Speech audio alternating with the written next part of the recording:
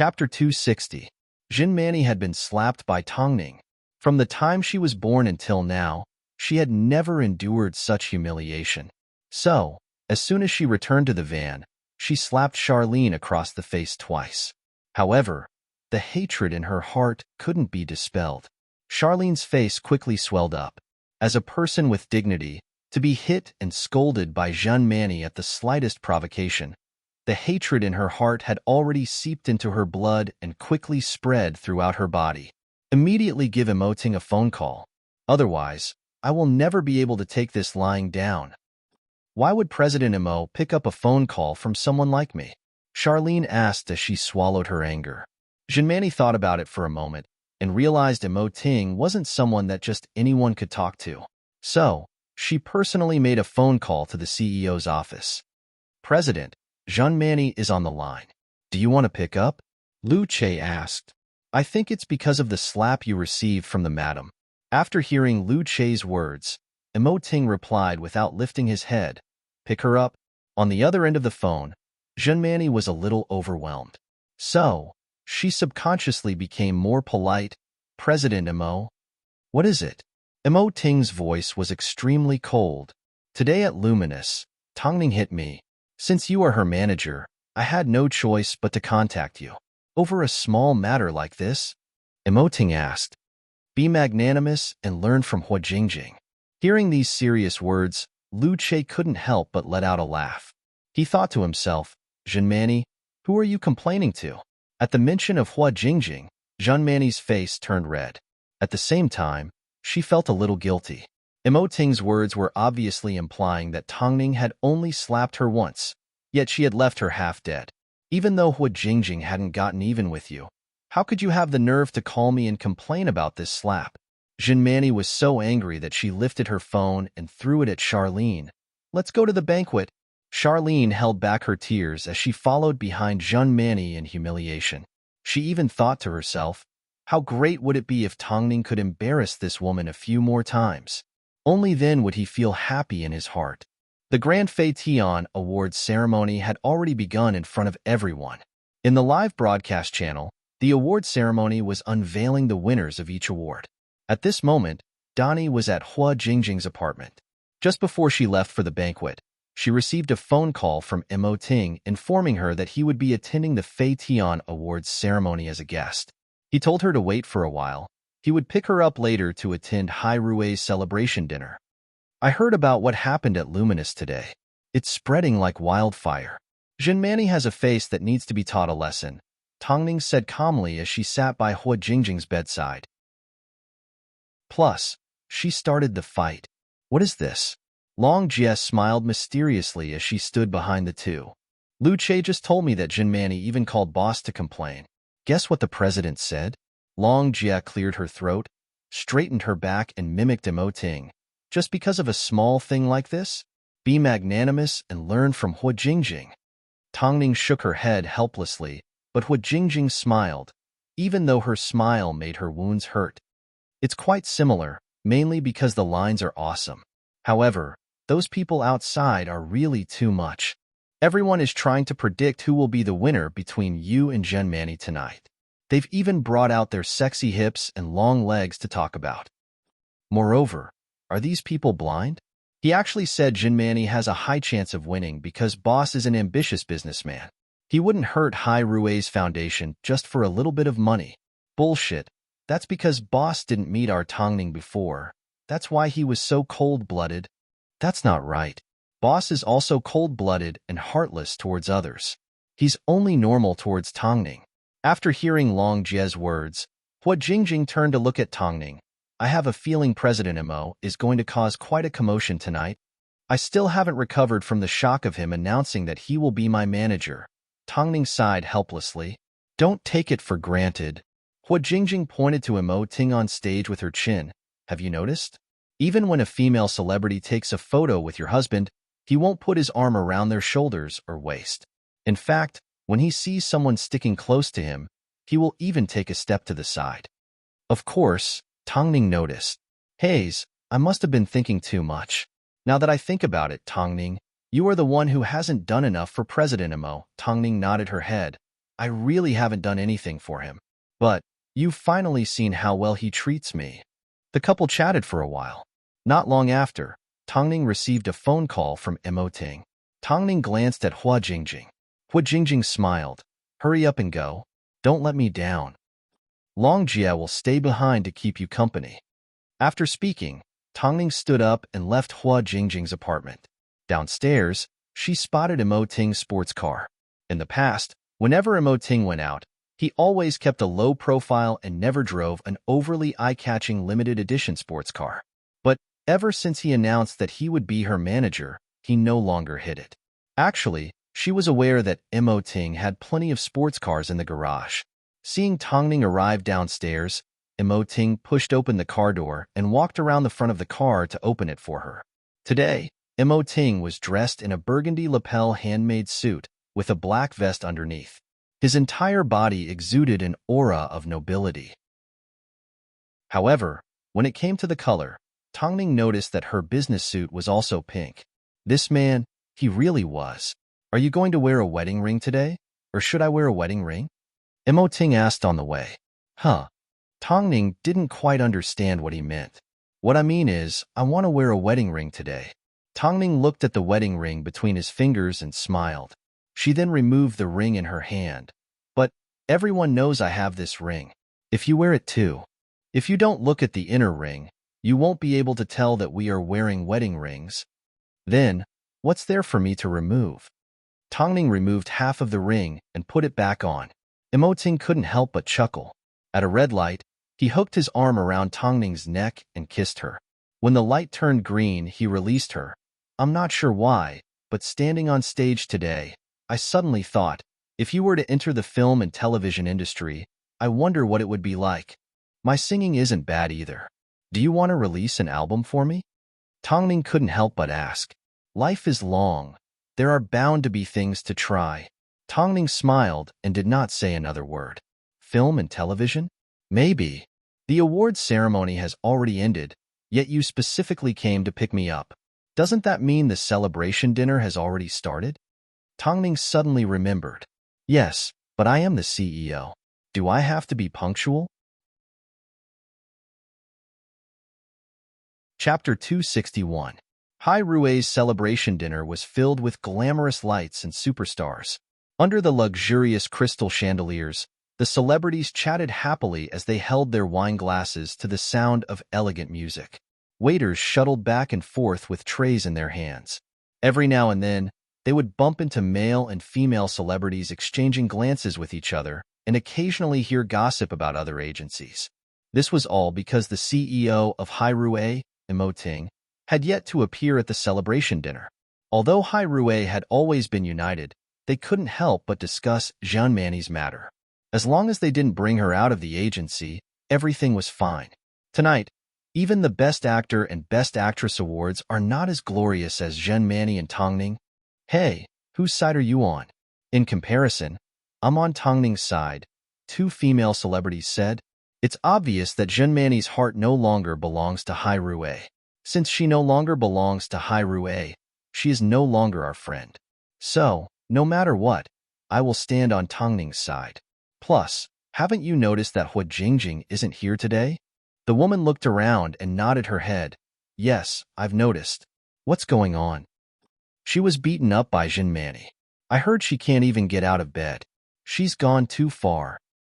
Meanwhile, the other male celebrities were also discussing. I have a question for you guys. Are you going to choose a sexy bottom or a pair of long legs? One is hot and sexy, the other is quiet and cold. I don't think either one is a bad choice. Do you think you have the right to choose a pair of long legs? From a man's point of view, President Mo will definitely choose Zhang Mani. After all, he needs to maintain the internal stability of Hai Rue. I don't think so. Is President Mo the type of person to be threatened?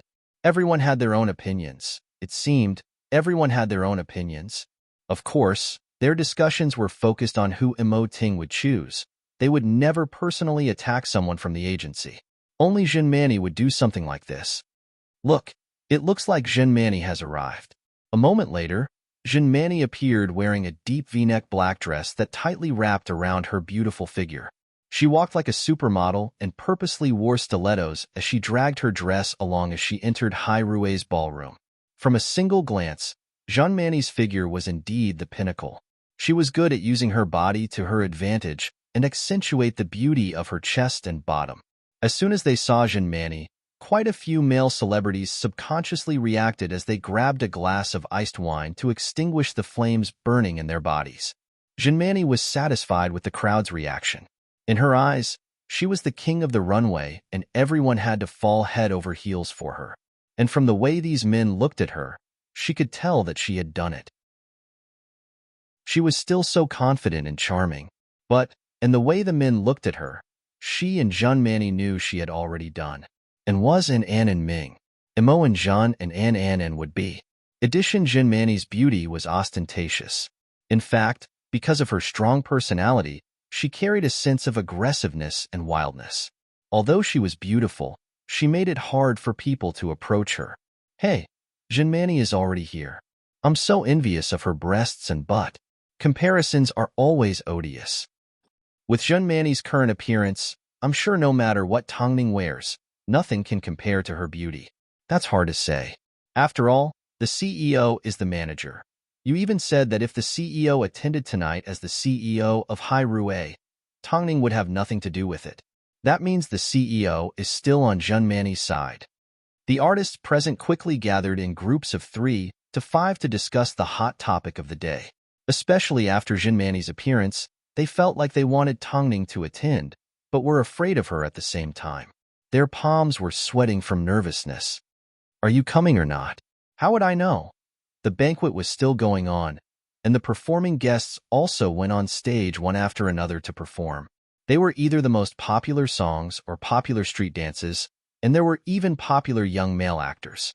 As long as they stood on the stage, even if they did nothing, they could still let their senior brothers and sisters see a picture of a handsome man in its original form. Tongning must be too scared to show herself. Jean Mani stood in the middle of the crowd with a glass of red wine in her hand. Her voice was a little loud, like she wasn't afraid of being heard. The people around her were stunned. No matter how beautiful Jean Mani was, they didn't want to take a second look at her. Not long after, a commotion broke out at the entrance of the banquet hall. It didn't take long before Imo Ting appeared in front of everyone's eyes. From the way Imo Ting was dressed, it was obvious he was attending as the CEO of Hai Rue. A portion of the people were a little disappointed. They thought there would be some suspense. Meanwhile, Jean Mani's lips curved upwards. She knew she wouldn't lose. Jean Mani is going to be pleased with herself this time. Tongning didn't even attend. The others once again began to discuss amongst themselves. I know, right? Look at Jean Mani's face. Wait, the CEO even brought a woman with him. Isn't that Tongning? Where? The one following behind the CEO in business attire. Not only these two, everyone else also noticed Tongning wasn't dressed in a glamorous gown, nor did she make a grand entrance. Instead, she was dressed in business attire as she followed beside Imo Ting, who was considered to have one. Imo Ting was attending as the CEO of Hai Rue, but he also brought Tongning with him. As soon as Jean Mani saw this, her smile froze on her face as she felt a little upset. Imo Ting's actions seemed to be telling her that Tongning didn't come to Hai Rue because of him. How could she compete just because he said so? It was all up to Tongning to cooperate. A moment later, the award-winning actor approached Imo Ting with a glass of wine in his hand and thanked him. But, just as he was about to give him a toast, Imo Ting turned to look at the woman behind him questioningly. It was like he was asking if he could have a drink. Tongning froze for a moment before she understood what Imo Ting meant and nodded her head. Seeing this, the actor couldn't help but laugh. President Imo, are you asking for junior sister's opinion? Does she need to control how she drinks? Previously, when I was her manager, she complained that I was controlling her too much. So, today, she suggested she be my manager instead. Imo Ting explained as he raised his glass and clinked glasses with the man. I never thought junior sister had the potential to be a manager. The man couldn't help but laugh. However, this is the first time I've seen President Imo being controlled. It's quite refreshing. After speaking, the actor turned his gaze to Tongning. I really need to thank Junior Sister for being able to see President Mo like this. Chapter 262. Tongning also raised her glass in a toast. This was the youngest best actor in history. He actually called her Junior Sister. If his fangirls were to find out, wouldn't they go crazy with jealousy? The young best actor wearing a white tuxedo looked at the inseparable couple sitting opposite him and saw the rings on their fingers. Although he was aware of their relationship, he still couldn't help but sigh. President Mo sure is lucky. Tongning understood the deeper meaning behind his words. Her eyes darkened, but the man simply smiled and raised another glass to Tongning, Junior Sister. If you need any help in the future, feel free to let me know, especially if you want to enter the film and television industry. Thank you, Senior Brother. When such a scene fell into everyone's eyes, they all felt shocked. From the looks of it, Zhen Mani had one. After all, it was the CEO of Hai Rue. But Mo Ting brought Tongning along with him. Not only did he introduce her to famous artists and help her open up her social circle, he also made an extremely affectionate gesture in front of everyone. Hey, did you guys see the rings on their fingers? The artists started gossiping again, but based on the design, it doesn't look like a couple's. Plus, I've seen Tongning's interview with Feng Kai. She likes LM's rings, so it's not strange for her to wear one. It's not strange for Tongning to wear one. But when have you ever seen the president wear one? Could it be that the president bought it because Tongning was wearing it? If that's the case, then it's too sweet. Have you noticed? Tongning doesn't need to wear a gown. As long as she's by the president's side, she's already dazzling enough. Of course, no matter who it is, if they receive the president's constant attention, they would also be dazzling. From the moment that Mo Ting appeared with Tongning, Zhen Mani had already been overshadowed by him. No matter how powerful she was, no matter how eye-catching she could never be as eye-catching as Mo Ting and Tongning combined. In everyone's eyes, Tongning was a legend. What others took years or even decades to achieve, she did it in 3 to 4 months. She had gone from being an outdated top model to returning to her rightful position. No, she was still one step away. But not just one step, even if there were many more steps, she wouldn't have to worry. Because the big boss of the entertainment industry, Mo Ting, had actually announced that he would be her exclusive manager. Exclusive. Yet, no one thought she was relying on luck. Because every step she took caused a sensation and attracted everyone's attention. She fought her way to where she was today. So, it wasn't strange that she attracted Mo Ting's attention. But the reality was, Mo Ting had been a participant from day one. The actress also approached Mo Ting. After a simple greeting, the actress smiled at Tongning, Junior Sister. I really want to raise a toast to you. Actually, on the way here with Mo Ting, Tongning had already drunk quite a lot. Her usual alcohol tolerance was only 1 glass, but today, she had exceeded her usual limit. Translator, Mo Editor, Editor, Mo Editor, Mo to Mo, Boss, I Ning Mo, I to say, Xing, Junior Brother. The actress smiled as she clinked glasses with Mo Ting. Although she felt it was a shame that a man like Tongning had been abducted, she couldn't bring herself to hate Tongning. After all, Tongning had worked hard. So, in their hearts, they truly treated Tongning as their junior sister. Although she wasn't young, in the entertainment industry, Tongning was still considered young. They had experienced more darkness and seen more filth. The only reason they had gotten to where they were today was because they had broken their teeth countless times. Who said I can't do it? Perhaps it was because she had drunk a little. Tongning naturally hooked her arms around Mo Ting's arm like there was no one else around. Mo Ting did not struggle as he allowed her to hold onto his arm. He then led her to one side to get some rest. Many people saw this scene, and screams rose and fell one after another. This meant the two were already in a semi-public relationship. They simply hadn't admitted it yet. Of course, everyone had reason to believe that Mo Ting was serious. He was different from others. Before Tongning, he had never been involved in any scandals.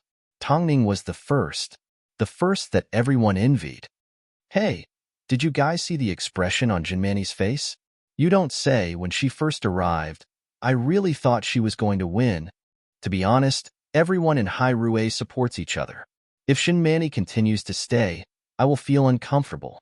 I feel like I will be stabbed in the back. Just think about what happened to Jingjing. That's right.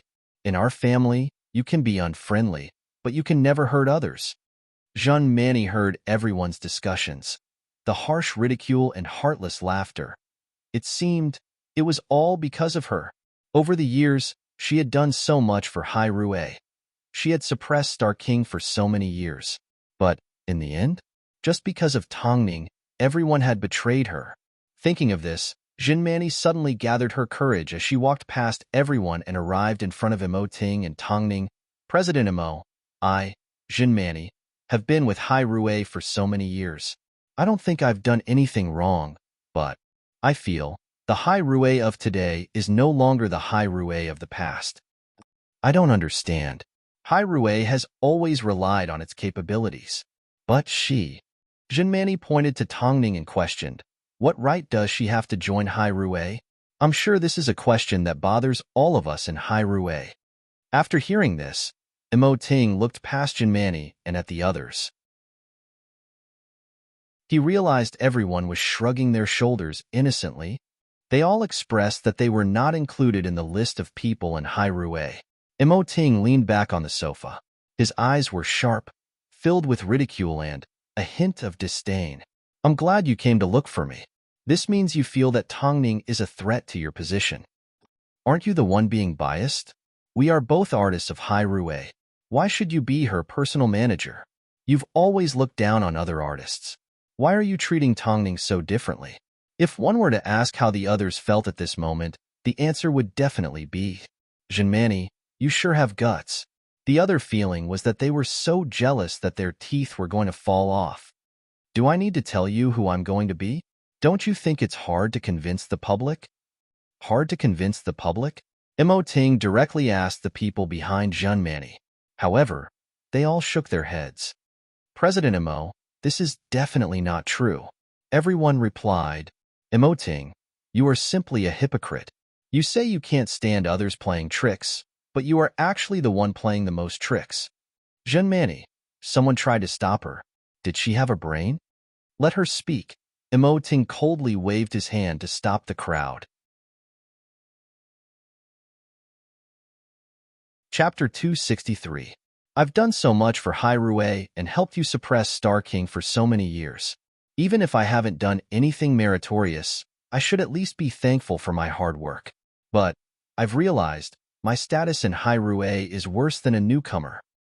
Is this how Hyrule does things? Before Tongning arrived, Hyrule has always been fair and just. Imo Ting, have you been possessed? Jinmani seemed to have found an outlet to vent as she poured out all the frustrations in her heart. Everyone's expressions turned ugly because they noticed that Imo Ting's seemingly indifferent attitude could no longer conceal the evil aura he was emitting. He was like an emperor from ancient times whose authority had been challenged. Imo Ting did not move an inch. Just as he was about to speak, Tongning reached out her hand and stopped him. She's just a woman. There's no need to be angry. I am your manager today. Let me handle this. Imo Ting looked at Tongning with a dark expression. But within his sharp gaze, there was a sense of trust. Under this situation, Tongning had long since awoken from her stupor. It was likely she had overheard someone insulting Imo Ting. She stood up beside Imo Ting. Even though she wasn't wearing a pair of high heels, her aura completely suppressed Jinmani, forcing her to take a few steps back. What are you trying to do? Are you trying to slap me in the face again?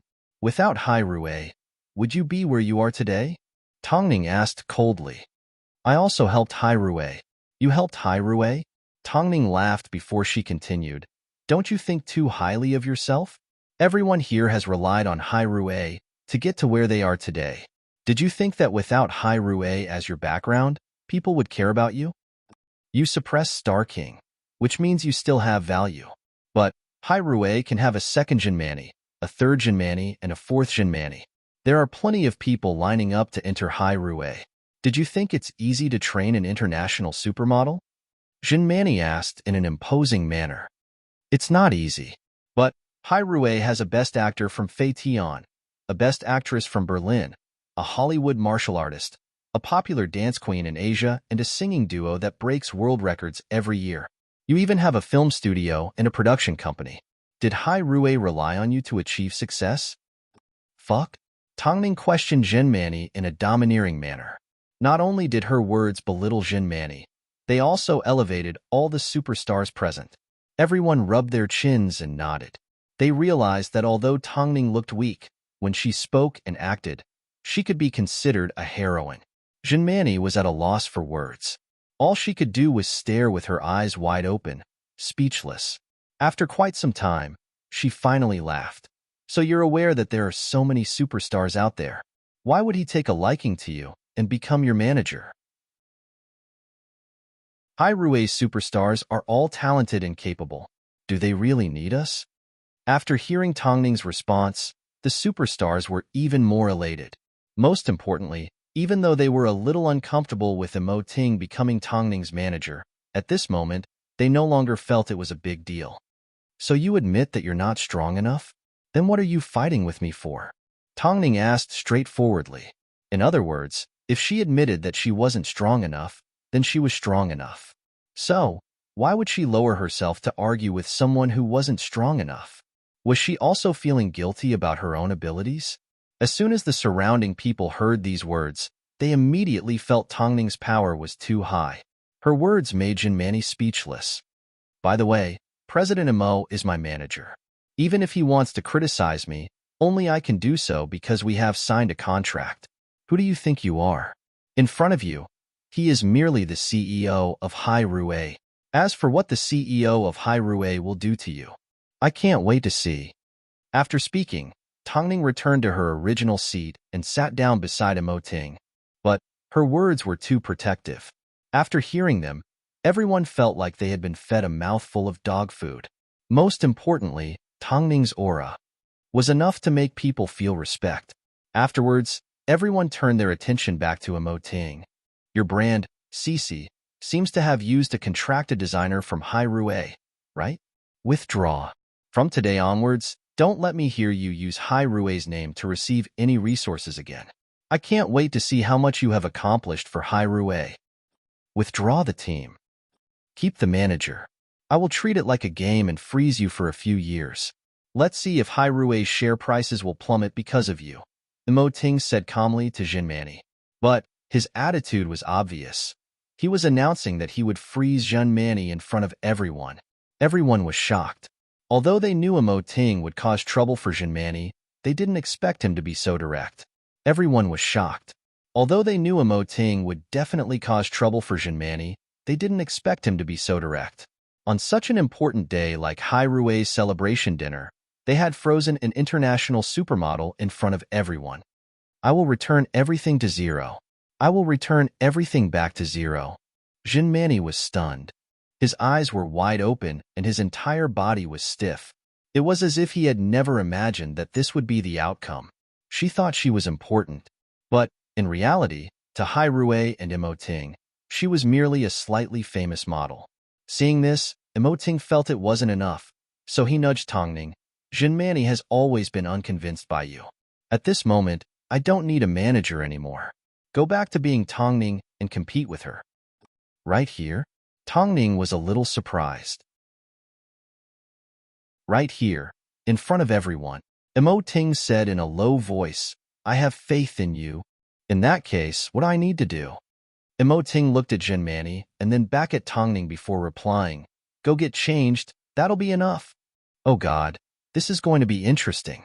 President Imo shouldn't have hidden Tongning from the start. He should have let Tongning attend as a model. This is going to be interesting. Jinmani's strengths are her breasts and butt, while Tongning's strengths are her long legs. I wonder what kind of sparks will fly when these two compete. Why do I feel like President Imo is doing this on purpose? Isn't he afraid that Tongning will lose? To be honest, according to Tongning's professional standards, she is not any worse than Jinmani. Hearing Imo Ting's suggestion, the artists behind him were extremely excited as they began to discuss excitedly. Of course, Tongning had already promised that she would do her best. So, under everyone's gaze, Tongning stood up with her head held high and said domineeringly to Jinmani, Just you wait.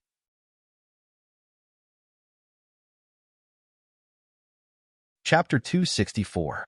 When it came to other things, Jinmani may not have confidence, but when it came to her figure, she had always been proud of it. She was ranked in the top 3 of the world's top 10 breasts. She was ranked in the top 3 of the world's top 10 breasts. On the runway, this was where she was most confident. She had never lost before. She didn't believe that Tongning had any chance of beating her, even if she had Emoting's support. Jinmani still hadn't recovered from Emoting's words. She didn't seem to understand what it meant to be frozen. All she wanted to do right now was to win against Tongning. She simply wanted to win. The other artists were all waiting for a good show to begin. Hai Rui had never experienced an internal conflict like this before. So, it was rare to see an internal conflict like this. So, surprisingly, they were all looking forward to it. Jinmani had broken Hai Rui's precedent by provoking Emoting in front of everyone. So, her ending was no surprise. She was frozen. But she remained calm and composed. It seemed she had no idea what kind of situation she was in. It seemed, even without Hai Rui, she still had Star King. Star King could still give her a path of glory. While waiting for Tongning, Emoting stood up and continued to discuss with Hai Rui's producers. He also discussed songs with the musicians and scripts with the actors. He didn't seem worried at all that Tongning would embarrass him and slap his face. Some of the actors were a little worried. After all, after so many years, Jinmani was the only person that had truly fallen out with Hai Rui. Plus, she had quite a bit of influence. President Emo, will Jinmani expose Hai Rui to the public? Hearing this, Emoting smiled and replied, in that case, she will need to prepare $200 million first. $100 million to compensate Hai Rui, and $100 million to compensate the artist that she slandered. After that, we will simply do our PR. It shouldn't affect much. In other words, unless Jinmani was crazy, she wouldn't do something like giving money to others, $100 million. She would be able to live the rest of her life comfortably even if she stopped being an artist. This was also the reason why Hai Rui had never experienced an internal betrayal. It was because of the high compensation fees. At this moment, Jinmani stood alone in the crowd. No one was willing to speak to her. Jinmani sneered. It was indeed human nature to seek advantages and avoid disadvantages. Just wait and see. When Tongning appears, it will be the same as slapping all of you in the face. At the same time, the public was also paying attention to the two women on the same stage. But, as this was a Hai Rui gathering, they did not invite the media. So, even though the public were interested in the battle between Tongning and Jinmani, there were even paparazzi that disguised themselves as Hai Rui staff with hidden cameras. However, they were all chased away by the security guards. This was Hai Rui, not some other place. No matter how good your disguise was, it was impossible to escape the eyes of professional bodyguards. It was a massacre on the internet. Tongning had even more fans. After all, she was popular at the moment, but her fighting ability was not high. Although Jinmani didn't have many fans, she had a deep understanding of the modeling industry. So, when it came to arguing, she could easily take on 3 people at once. In the end, there was no suspense. It was just a lose-lose situation. In my opinion, Jinmani's stage presence is very domineering. Tongning is just a little bit lacking. The person above is crazy. If the typhoon is just for looking domineering, then what's the point of acting? No matter what, Tongning will never win. Look at the forums, your Tongning has already been blackened. Yet, she is still trying to argue with me. Hurry up and lick her boots. Whether Tongning wins or not, it doesn't change the fact that the CEO of Hai Rui is her manager. Of course, if Jinmani loses, it will be a little embarrassing. I support Jinmani. I support Tongning. The discussions from the public gradually became more intense. Meanwhile, inside Hai Rui's banquet hall, everyone was waiting with their necks stretched out. Jinmani looked at the empty entrance as the corners of her lips slowly curved upwards. Could it be that Tongning was going to run away this time? However, just as everyone was discussing why Tongning had not appeared yet, suddenly, a scream was heard. Not long after, Tongning stepped onto the red carpet wearing the translucent starry sky gown. Her hair was tied up in a bun, and her face was covered with light makeup. Unlike Jean Manny's heavy makeup, Tongning simply had a little bit of lipstick on. But the dress she was wearing, it was truly a heaven-shaking sight. Starry sky. There was no night scene more beautiful than this. As Tongning held onto the hem of her gown, the diamonds on her body sparkled like stars. It was an eye-opener and breathtaking sight. As soon as Tongning stepped onto the stage, Jean Manny looked extremely vulgar. In fact, she looked extremely vulgar. She looked like a prostitute standing on the side of the street trying to seduce a man. But the most important thing wasn't this. It was Tongning's breasts. Under the translucent veil, they appeared full and alluring. Then, they looked at Jean Manny and noticed her breasts were slightly sagging. Tongning also had beautiful breasts. It was just that people were more familiar with her legs. Breasts could be enlarged and hips could be trained, but long legs were something that one was born with. There was no way to compare. This was the conclusion that the audience came to after seeing Tongning. Oh God, Tongning's figure is way too good. Then, look at Jean Manny. Her face is frozen. In fact, I can guarantee that Tongning will be more successful than Jean Manny in the future. Look at this dress. If Jean Manny were to wear it, what do you think would happen? I can imagine it. How could she have such long legs? They wouldn't be able to hold up the dress. Then, what about the dress that Tongning is wearing on Jean Manny? Wouldn't you feel an indescribable sense of handsomeness? Everyone around nodded their heads in agreement. Even Jean Manny lost her confidence when she saw Tongning like this. As a model, she understood the concept of taste all too well.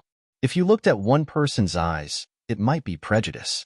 But if you looked at a group of people, it would be the truth. Everyone's gaze was focused on Tongning. They were all in shock. Not long after, Tongning approached Immerse and asked, "What do you think?" Oh God, I finally remember the brand of the dress that Tongning is wearing. It's from Catherine Walker's premium collection. It's almost worth 8 figures, and it's a brand used by the British royal family. But when it's on her body, it looks really beautiful. If she was on the runway right now, I think I would be unable to control my emotions when I see this dress, even though I don't think I can afford it. Plus, Tongning is really good at making people fall in love with both the dress and the person. Unlike Jean Manny, all we see is her walking around the stage naked. She only shows herself and has no idea what it means to show off clothes.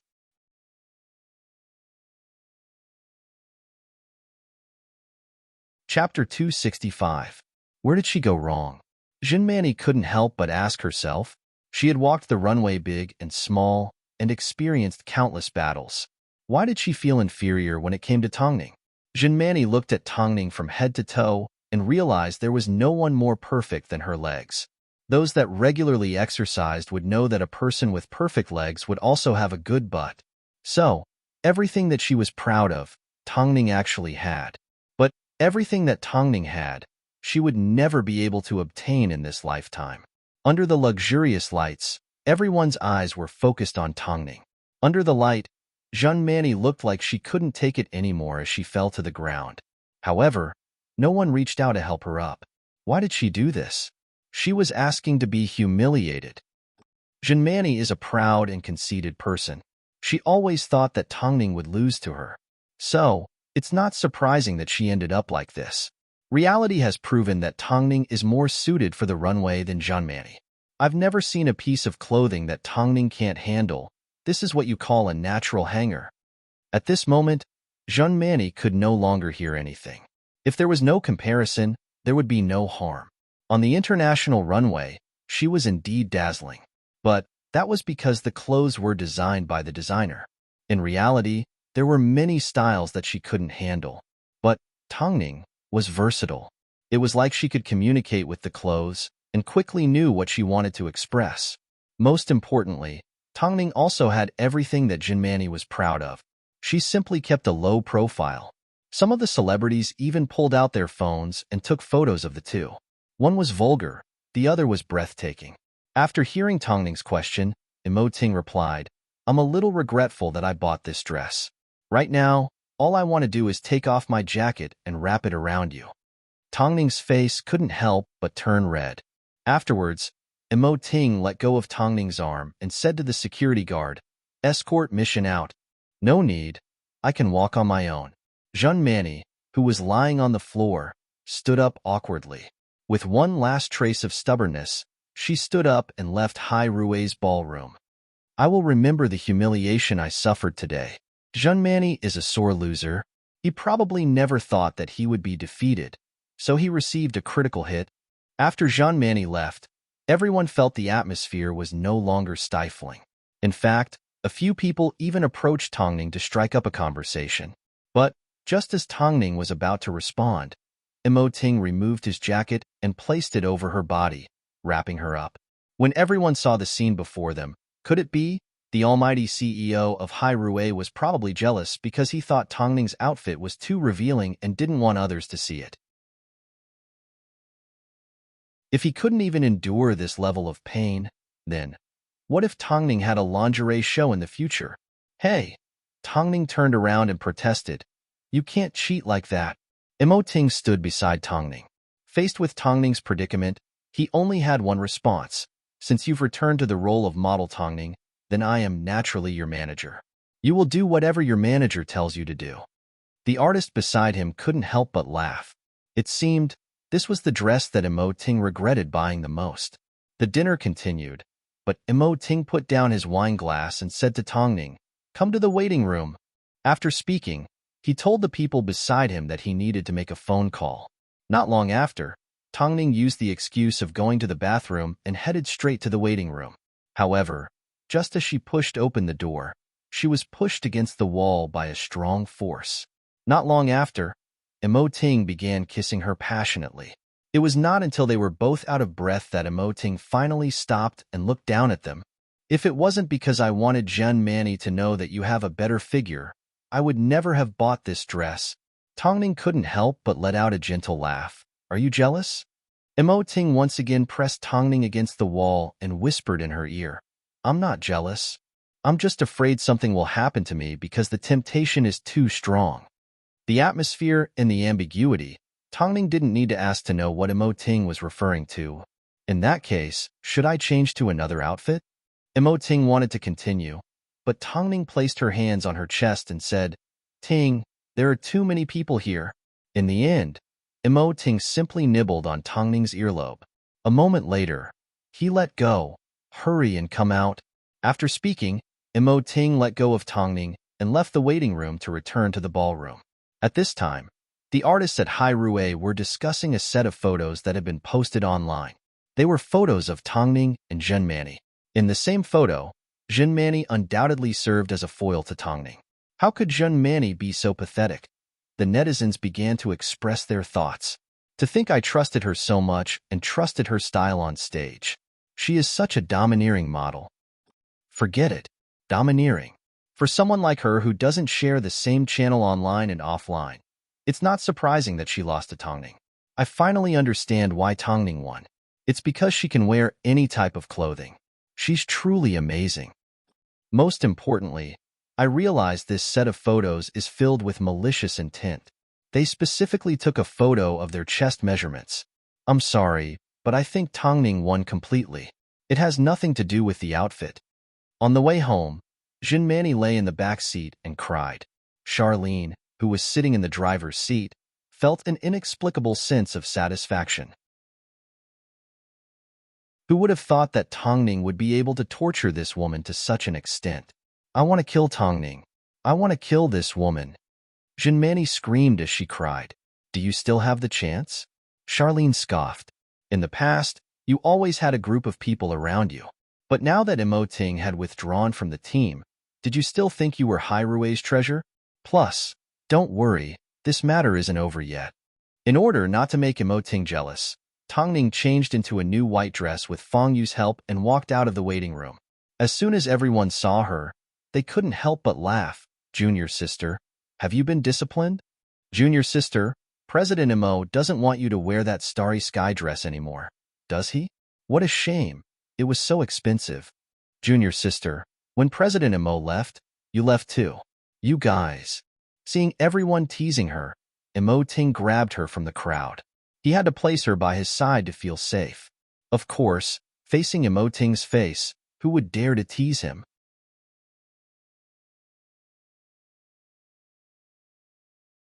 Chapter 266. Under the bright lights, Tongning tilted her head and glanced at Ting.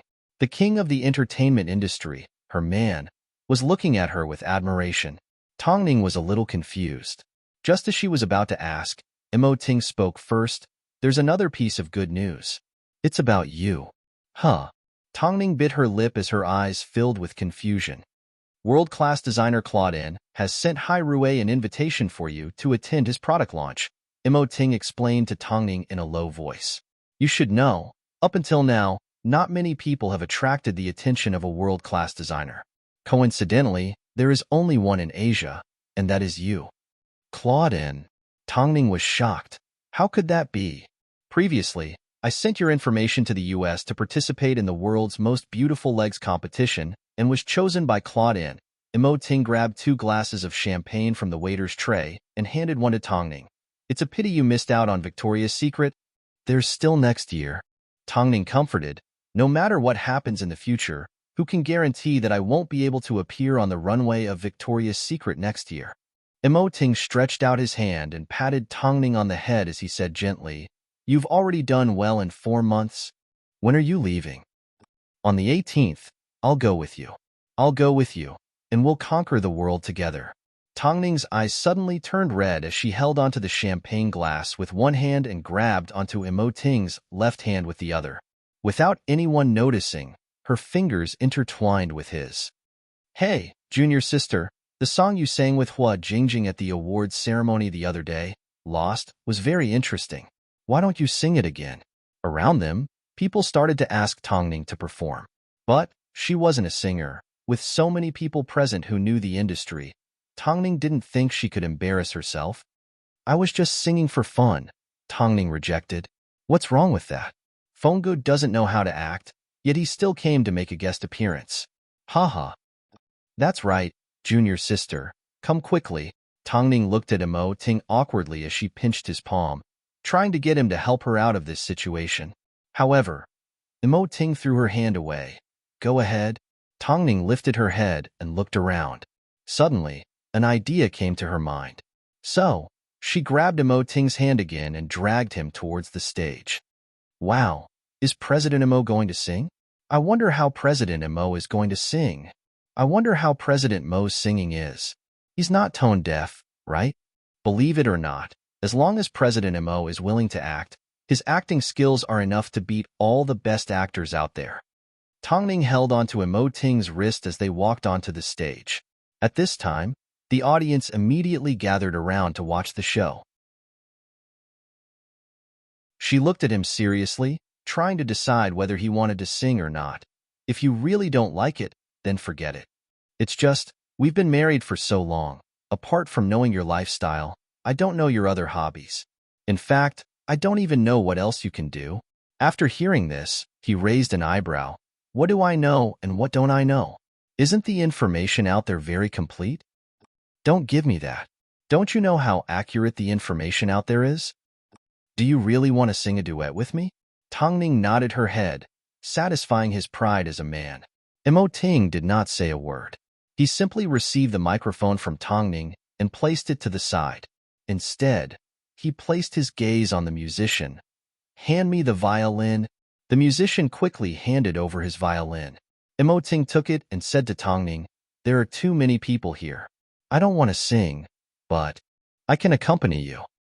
You don't sing well? I don't want to sing in front of just anyone. When we get home, I'll slowly sing for you. Ting chuckled before reminding her, Let's begin. The violin wasn't even considered one of Ting's skills, so no one present was surprised. But no one had ever heard him perform professionally before. As for what else Ting could do, not many people in this world knew. Everyone watched with rapt attention as Ting placed the violin on his shoulder. Afterwards, the prelude to Lost began to play in everyone's ears. Tongning held onto the microphone and began to sing. Although her technique wasn't top-notch, she had a high degree of completion and her voice was very interesting. Following this, the interlude began. The melodious sound of the violin immediately joined in, stunning most of the singers present. Because Ting was performing the passionate part of Lost, Tongning was also mesmerized by the performance.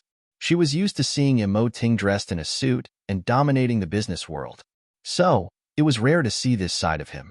Playing the violin, Tongning couldn't stop getting distracted. In fact, she forgot that she was only halfway through the song. Immerse glanced at her as a reminder, but Tongning simply put down the microphone. She wanted to hear him play the entire song. Immerse looked at her with a deep gaze and let her be.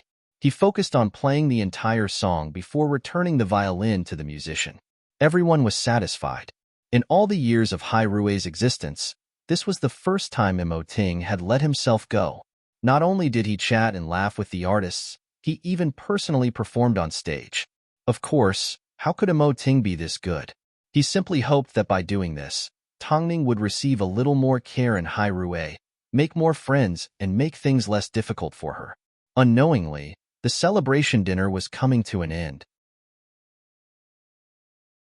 Immerse wanted to carry Tongning out, but because she had been standing in her stilettos for too long, her legs were starting to feel uncomfortable. Immerse glanced at her. As they walked out of the ballroom, he suddenly knelt down and said to Tongning, "Get on. I'll carry you on my back. There are people outside." Tongning reminded him to quickly get up. "Do you want to get on? Or do you want me to carry you?" In order not to discuss this issue in front of everyone, Tongning directly climbed onto Immerse's back. "Everyone in the agency knows." "The people outside don't know," Immerse replied. "As long as I don't allow it to be released, no one will dare to spread it. Only things that I allow to be released will be released. For example, photos of Tongning and Junmani." At this moment, Tongning had no idea that the photos had already been released. Nor did she know that Junmani had been beaten up an hour after returning to the apartment. Immerse had already said that an eye for an eye would be paid back. Feng Yu's arrangements were perfect.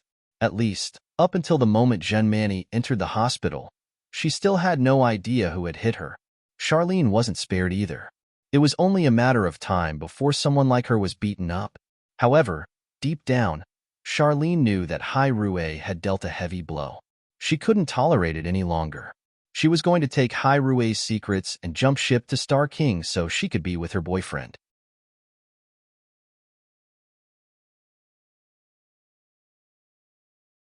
Chapter 267. Inside a quiet and cozy luxury hotel, Longjie and Lu Che were sitting by the window having dinner together. Lu Che was a man of his word. He said he wouldn't see his parents, so he didn't make things difficult for Longjie. However, thinking about how Lu Che said he would go to his home after dinner, Longjie couldn't help but feel nervous as her palms broke out in a cold sweat. It seemed she wasn't ready to take their relationship to the next step. In order to hide her panic, Longjie ate the steak that Lu Che had cut up and scrolled through the news on her phone. When she saw a stunning photo of Tongning, she would cheer. When she saw a photo of Junmani being humiliated, she would complain. In the end, after the dinner, she browsed through the news of Charlene being beaten up online. Longjie lifted her head and glanced at Lu Che as she placed her phone in front of him and asked, "Is this boss's doing?" Lu Che lowered his head and glanced at the phone. His voice was a little unclear. "Have you gotten your news faster than me?" Longjie was stunned for a moment. She quickly cut up the steak on her plate and exchanged it with Lu Che. "This is all gossip. The only reason you guys don't need to know is because everything is under your control." Longjie did not hide her admiration for Lu Che. But the fact that Longjie managed to gather so many reporters and was able to share news faster than most big companies was already not an easy feat. Is this Xiaolin brainless? Does she think that if she cries out on the internet, people will care? First, she was humiliated by Junmani. Now, she has Hairue's revenge and Star King has cut off all contact with her. Apart from going online, what else can she do? Lu Che put down his knife and fork and looked at Longjie in seriousness. "Are you planning to keep talking about work during dinner tonight?" Longjie froze for a moment as her body tensed up again. Her voice was as soft as a mosquito's. "It's all because you scared me." "Me?" Lu Che didn't understand. "You said we would go to your home after dinner." After hearing Longjie's words, Lu Che couldn't help but laugh. "I remember a certain someone once said she doesn't want to have sex before marriage. Can't you think of something else?" Longjie let out a sigh of relief before complaining. What do you mean by going to your home after dinner? Any girl would misunderstand. I won't do anything to you. Long Jie threatened Lu Che with her fork. Don't you dare. Lu Che smiled helplessly and gestured for her to eat quickly. With Lu Che's assurance, Long Jie finally relaxed and placed everything she didn't like on Lu Che's plate. Of course, as a boyfriend, he had the obligation to eliminate all the things his girlfriend didn't like to eat. After a delightful dinner, Lu Che brought Long Jie back to his apartment as expected. The couple entered his apartment one after another. Indeed, he did not undress Long Jie. He simply pressed her onto the sofa and kissed her. At first, Long Jie struggled a little. She felt this man wasn't keeping his word. But, feeling her heart pounding, she asked herself in seriousness, "Don't I crave this man's kiss?" A moment later, she relaxed. The couple kissed passionately. However, that was where they stopped. Lu Che politely let go of Long Jie, even though he needed to return to his room to deal with some personal matters. Long Jie leaned against the door as she covered her heart and laughed. Translator. Uni Editor. Uni. The pitch-black apartment was completely silent. After being beaten up and abandoned by her boyfriend, Charlene had been hiding in Junmani's room, too afraid to leave. Exposing the incident online was the only thing she could do. But, in reality, she had only suffered a few superficial injuries.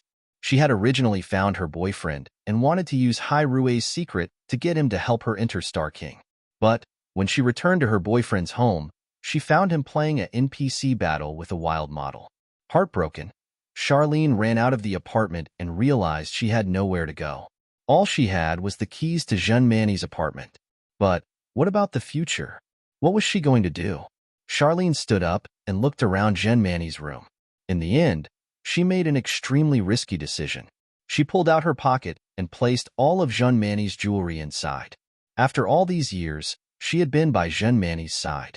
Even if she hadn't done much, she had at least put in a lot of effort. Taking this little bit of jewelry really wasn't much, especially when she thought about Junmani's punches and kicks. Charlene practically flipped Junmani's apartment upside down and took everything. However, on her way out, she received a phone call from an unknown number. Is this Miss Xia? Hello, I am a reporter from Huarong Studio. My surname is Lin. It's like this, I saw your pitiful post online.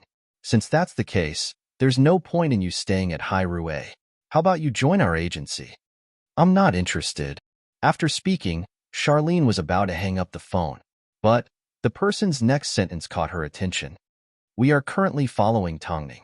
If you can provide us with some information, we can discuss the price. Tongning. Thinking of this name that made her clench her teeth, Charlene finally stopped her car by the side of the road and requested, I need a place to stay? No problem. The person replied straightforwardly. Give me your address. I'll head over right now. Huarong had been collecting evidence of Tongning's ambiguous relationships with various men. At least, they assumed that Tongning had been ambiguous with quite a few men. But, as they watched Tongning's path go smoothly and she became a signed artist of Hai Rue, the people at Huarong couldn't accept it. Not only did they need Tongning to make a name for themselves, they also desperately wanted to expose Tongning's true colors. 2 a.m., Charlene parked her car in front of the building where Huarong was located. Originally, she was a little afraid. But now that she had nothing left, what was there for them to lie to? After gathering her courage, Charlene entered the building and successfully met up with Editor Lin. To show his sincerity, Editor Lin took the initiative to hand over the evidence he had collected and said to Charlene, the first time I saw something wrong with Tongning was in the US. Afterwards, I followed her to a few other places and finally managed to capture a photo of her kissing a man at her manor. Now, she's even been involved in a scandal with the CEO of Hai Rue. This woman keeps saying she doesn't have a boyfriend, but she's actually full of lies. Practically every country she goes to, she goes on a date with a man. Charlene looked at the blurry photo. It was impossible to tell who the man in the photo was, let alone tell him it was a Mo Ting. What do you want me to do? Charlene asked Editor Lin. From the bottom of her heart, she felt that they shared a common enemy. Do you have any evidence of Tongning and the CEO of Hai Rue? No matter what it is, or could it be a photo? Editor Lin asked. We still lack evidence. Tongning is so reckless, she will definitely find someone else.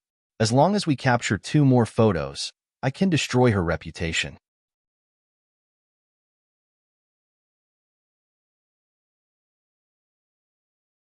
Chapter 268. Photos? Hai Rui's employees did have photos, but they would never leak them to the public. But, since she was still an employee, it wouldn't be difficult for her to get her hands on them. But, what about the compensation fee? It was a whopping $100 million. Charlene didn't want to take the risk. As long as you can help me get my hands on the photos, you can ask for anything, Editor Lin boasted. But, if you reveal Hai Rui's secrets, you won't have a good ending. Isn't that easy? If an employee of Hai Rui drops their phone, and you simply pick it up, who can you blame? Even if Emoting decides to pursue the matter, the phone will be the one that dropped it, not you. Charlene thought about it and felt it made sense. What do I get out of it? Shares of Huarong Studio. When Tongning's incident is revealed, Huarong will be famous. Do you think there will be less people willing to give you money?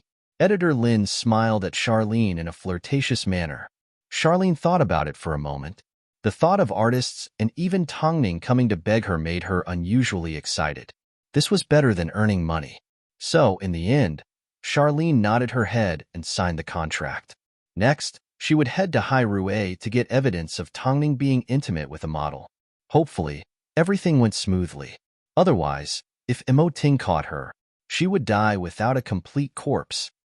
After the celebration dinner ended, Emoting and Tongning returned home reeking of alcohol.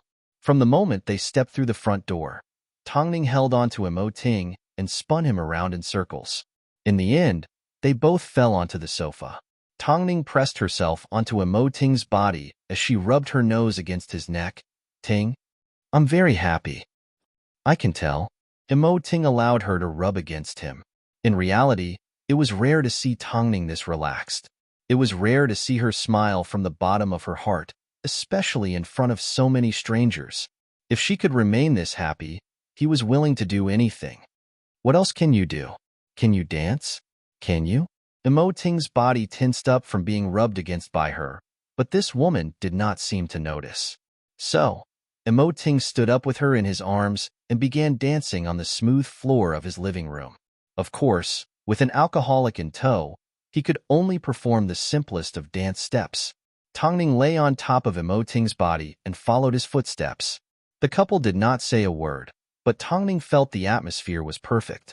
She did not need to say or do anything. All she needed to do was follow Emoting's footsteps and walk with him until the end of time. After quite some time, Tongning finally mumbled, Have you thought about what would happen if the staff at Hai Rui didn't accept us? Ting, did you know? Actually, I'm really nervous tonight. Because I'm afraid that there will be a second Jinmani and a third Jinmani. They will all come looking for trouble with you. If that's the case, I will feel very guilty and sad. But, when you refuted Jinmani, you were obviously very confident. How could I watch others bully you? Even I can't bear to scold you, so no one else has the right to. Of course I'm angry. As Emoting hugged her, he suddenly let out a gentle smile. Although he had experience being doted on a few times in the past, being protected by Tongning once again made him feel exceptionally sweet. His heart had never been showered with so much honey before. From now on, if I come across a situation like this again, I will still put my life on the line. Emoting suddenly stopped in his tracks and pressed Tongning down on the sofa. I don't need you to put your life on the line. All I want is for you to repay me with your body. Under the light of the light yellow wall lamps, Tongning couldn't understand why she could see Emoting's handsome face clearly. Perhaps it was because she already had a rough idea of what he looked like in her heart. So, she lifted her head and pressed her lips against Emoting's. Afterwards, their lips, which were filled with the aroma of alcohol, intertwined with each other. After the kiss ended, Tongning suddenly hooked her arms around Emoting's neck and said in an intoxicated manner, What should I do? I feel like I will fall more and more in love with you. Did you only realize this now? This is a sweet acceptance of fate. After speaking, Tongning flipped her body over and pressed Emoting under her. Let me take the initiative for once. After Hai Rue's celebration dinner, the next morning's headlines were filled with rumors that Hai Rue had banned Jinmani. However, Hai Rue's PR department did not deny the rumor. This meant it wasn't a rumor, it was the truth. As for who started the rumor, everyone in the industry was well aware. Apart from Hai Rue themselves, no one else had the right to start a rumor. Actually, it was understandable. Hai Rue had been united for over 10 years. Yet, when it came to Jinmani, she dared to challenge Emoting's authority. Since she was going to leave sooner or later, it was better to cut the Gordian knot. When it came to this, Hai Rue had always been swift and decisive. Because Hai Rue wanted to tell everyone one truth. Anyone that tried to break the unity of Hai Rue, Jinmani would suffer the worst fate. As the first artist that Hai Rue had banned, Jinmani's main purpose was to intimidate others. No matter who you were, if you touched Hai Rue's bottom line, you would never be able to recover. Jinmani sat in her hospital room as she looked at the news on her phone. Her pale face was covered in tears. Who would have thought, in one night, Hai Rue would completely destroy her? Yet, she previously thought her status was enough to threaten Emoting. To threaten Emoting? This was the biggest joke in the world. Jinmani sat in her hospital bed crying and laughing at the same time. In the end, she smashed her phone and electronic devices on the floor. If she found out that her home had been robbed clean by Charlene, how would she react? The thing that Jinmani never expected was, the first person to visit her was Fong Yu. Of course, Fong Yu didn't come for nothing. He came with compensation. Although Hai Rue never owed you anything, you have been at Hai Rue for so many years. Keeping Cece for you is the biggest concession the president can make. Are you pitying me? Jinmani asked Fong Yu with a look of anger. What do you think? Fong Yu replied straightforwardly. You don't need to think about how pitiful you are, and you don't need to hold a grudge against Tongning. Sooner or later, someone will replace you. Even if this person isn't Tongning, it will be someone else. But you've made a lot of bad decisions. For example, hitting Hua Jingjing. Jinmani suddenly stopped talking. She turned her head and looked out the window. After quite some time, she finally said, Hua Jingjing isn't as pitiful as me, because Hua Jingjing has a clear conscience. After speaking, Fong Yu handed all the information on Cece to Jinmani. Don't ever appear in the modeling industry again, and don't ever appear in front of the president again. This is the president's biggest warning to you. What else could I have done? Jinmani held on to the information and laughed at herself. After all, even if I did lose to Tongning, Tongning might not end up well.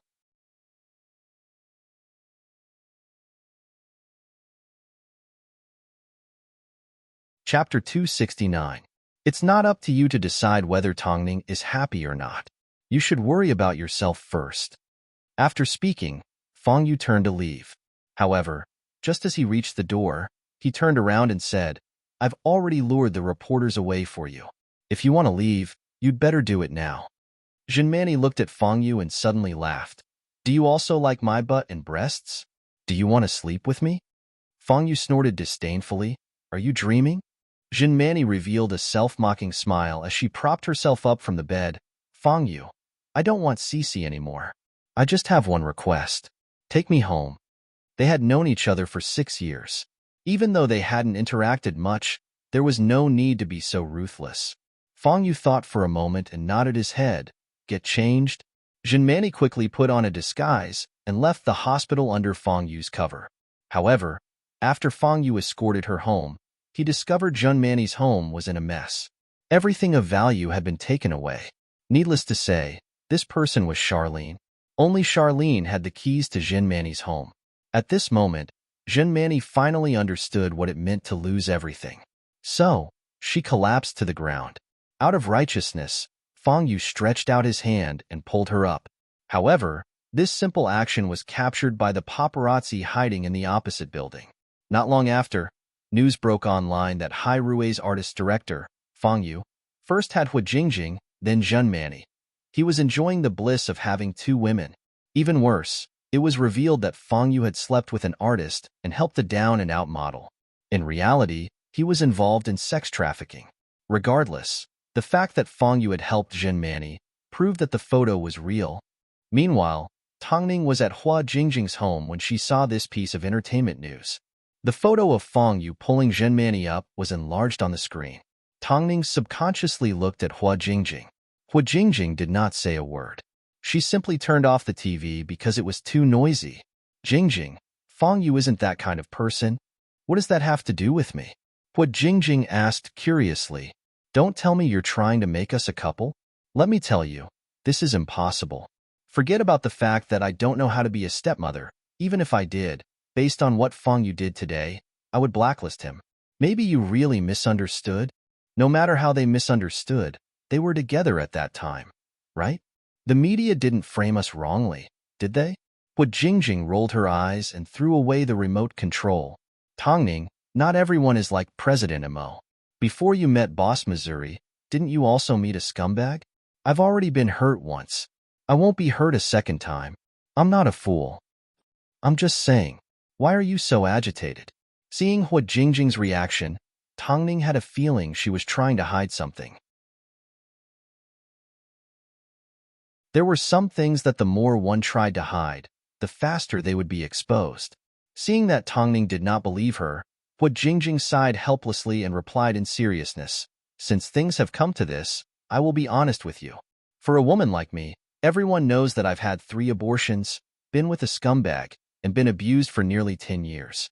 To be honest, no man would want me.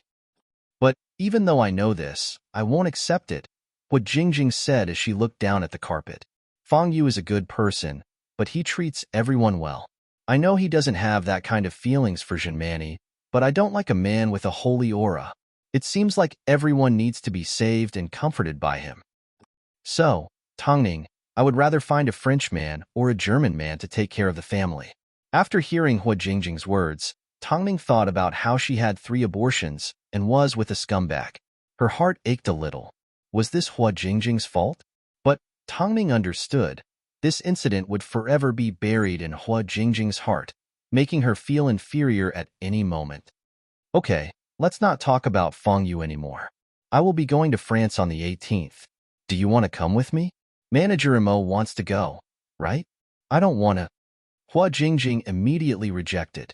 Just like that, Hua Jingjing sentenced Fong Yu to death in her heart. Thinking about it, she felt it was a pity. But some people, fate was fate and it was useless to force it. As Tongning thought to herself, she was pulled back to reality by a phone call from Mo Ting. To prevent Hua Jingjing from being upset, Tongning grabbed her phone and headed to the living room. After returning to the bedroom, Hua Jingjing waved at Tongning. Is that President Mo? How long have you been away? I've never seen a man so clingy to his wife. I have work to do, Tongning explained. Hurry, hurry. I need to get some rest. Tongning glanced at Hua Jingjing helplessly before turning around and leaving the apartment. Mo Ting's car was parked downstairs. As soon as he saw Tongning, he immediately opened the car door for her. Hua Jingjing watched their interaction from the window. It would be a lie to say she wasn't envious, but where did her future lie? After holding it in for a moment, Hua Jingjing pulled out her phone and gave an old classmate a phone call. She agreed to go on a blind date because she needed a true relationship. Hairue Entertainment. 3 p.m. After Lu Che finished his work, he bumped into Fong Yu on the way. He couldn't help but grab onto his arm and ask, What's going on between you and Zhenmani? What about Hua Jingjing? What do you mean, what about Hua Jingjing? What kind of relationship do I have with her? Fong Yu asked, somewhat baffled. If you don't like her, why did you go through 5 hours of cold weather for her and even catch a cold? You're thinking too much. Fong Yu rolled his eyes. I'm simply doing it out of morality. Then, are you treating Zhenmani the same way? Why don't you go and save the world? Lu Che glared at him. He originally wanted to leave, but as he turned the corner, Charlene appeared in the office. What is that woman doing here? Fong Yu followed Lu Che's gaze and looked at Charlene. He then patted Lu Che on the shoulder. You go do what you need to do. I'm going to handle a small matter. Lu Che turned around and left, while Fong Yu also walked towards Charlene. This thief that had robbed Zhenmani's home. How dare she appear here again? But, for some reason, Lu Che's question and Hua Jingjing's name suddenly popped up in his mind. Did he really meddle too much? Did he have too much sense of righteousness? Thinking of this, he subconsciously stopped in his tracks. As the artist director, he was used to handling PR for his artists and was smooth in front of the media. The only reason he did this was because of his professional instincts. He never had any ulterior motives.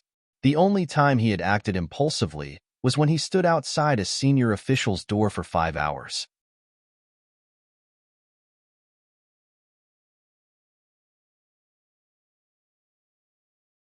Chapter 270. Fang Yu did not explain himself to anyone because he couldn't understand why Hu Jingjing, who had stood up for him after so many years of silence, would still move his heart. Above all, Hai Rui's artist director, who never cared about what the media said, immediately reacted to the rumor that he had an inappropriate relationship with Jin Manny. He used an artist from another agency to quickly divert the media's attention and shut up the public's mouths. Charlene's return to Hai Rui was like a street rat. She thought she was being careful, but as soon as she entered the agency, she was discovered by Fang Yu and Lu Che. According to how meticulous they were when it came to their work, it was impossible for them not to suspect Charlene's motive, especially since Fang Yu knew that Charlene had robbed Jin Manny's home clean.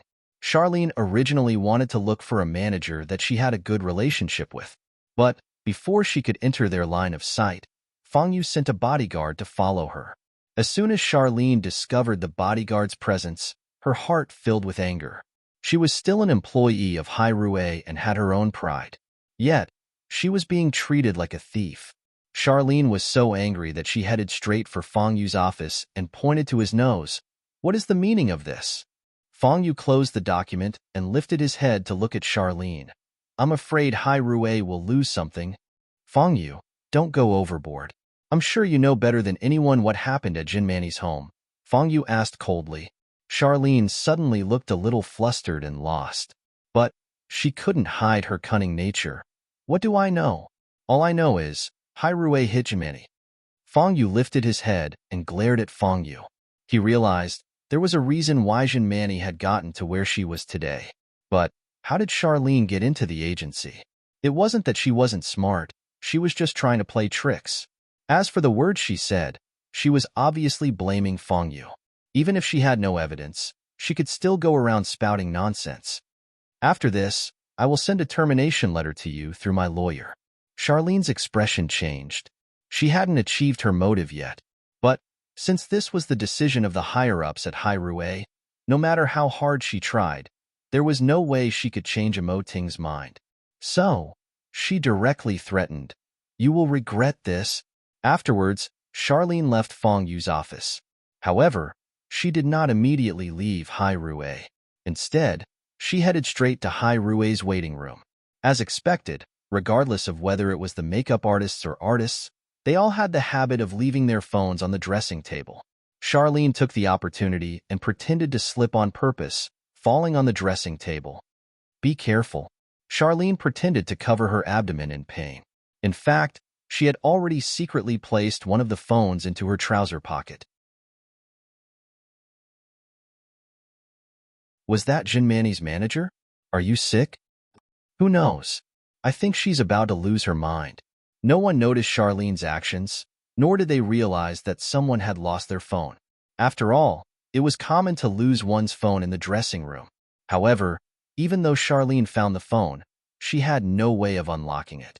All she could do was bring it back to Huarong's studio and hand it to Editor Lin.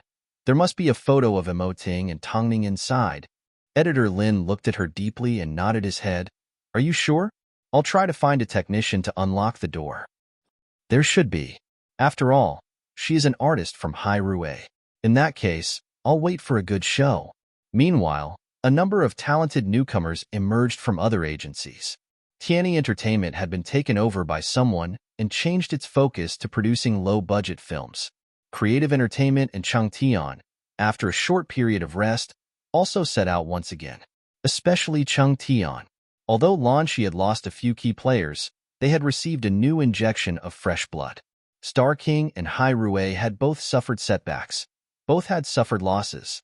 Of course, even though Hai Rui had personally dealt with Jin Manny, it did not affect Mo Ting too much.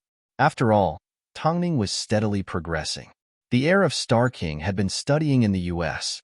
After hearing about the multiple battles between the two agencies, he returned to Star King with the intention of holding the fort. But no matter what, no matter how many newcomers appeared and no matter how much hype they used Tongning to create, whether it was in terms of fame or professionalism, it was impossible for them to surpass Tongning.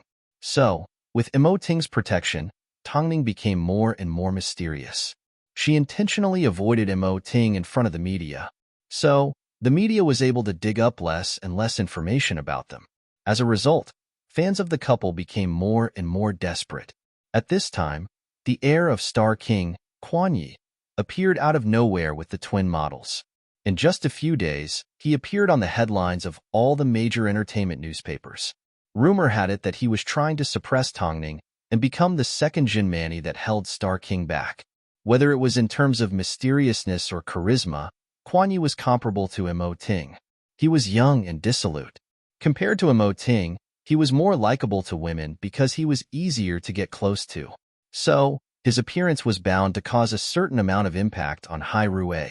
Late at night, Tongning was sitting on her bed looking at the entertainment news.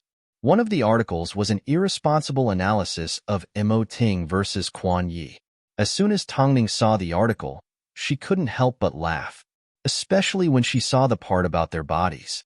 Quan Yi was the type of man that often revealed his body, but Ting never flaunted his good figure.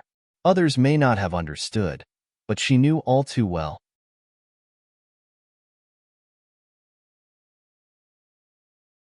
Although she couldn't deny that Quan Yi's figure was better than most men, compared to Ting's, there was still a large gap. What are you laughing at? Ting returned to the bedroom after a workout, covered in sweat. Seeing Tongning sitting on the bed with a silly smile on her face, he couldn't help but ask. Tongning lifted her head and looked at Ting's perfect figure that was close to a Western man's and shook her head. Ting approached her curiously and snatched the entertainment magazine from her hands. After seeing the PK points, he returned it to Tongning. Tell me, what do you like the most about me? Both men were handsome, rich, capable, and had a great figure. Most women chose to be rich. Of course, this wasn't Tongning's choice, but Ting was still curious. Capable, Tongning lowered her head and replied in a soft voice. It seemed there was a double meaning to her words. As soon as Ting heard this, he pulled Tongning onto his lap. Capable in what way? Huh. Tongning gasped as she hooked her arms around his neck. You scared me to death. Hurry and have a shower. You're covered in sweat. Answer me first. Capable in every way. Tongning's face turned red. I want to know in detail. President you're not usually this bored. Tongning couldn't help but feel her heart race. As a woman, how could she say something like this out loud?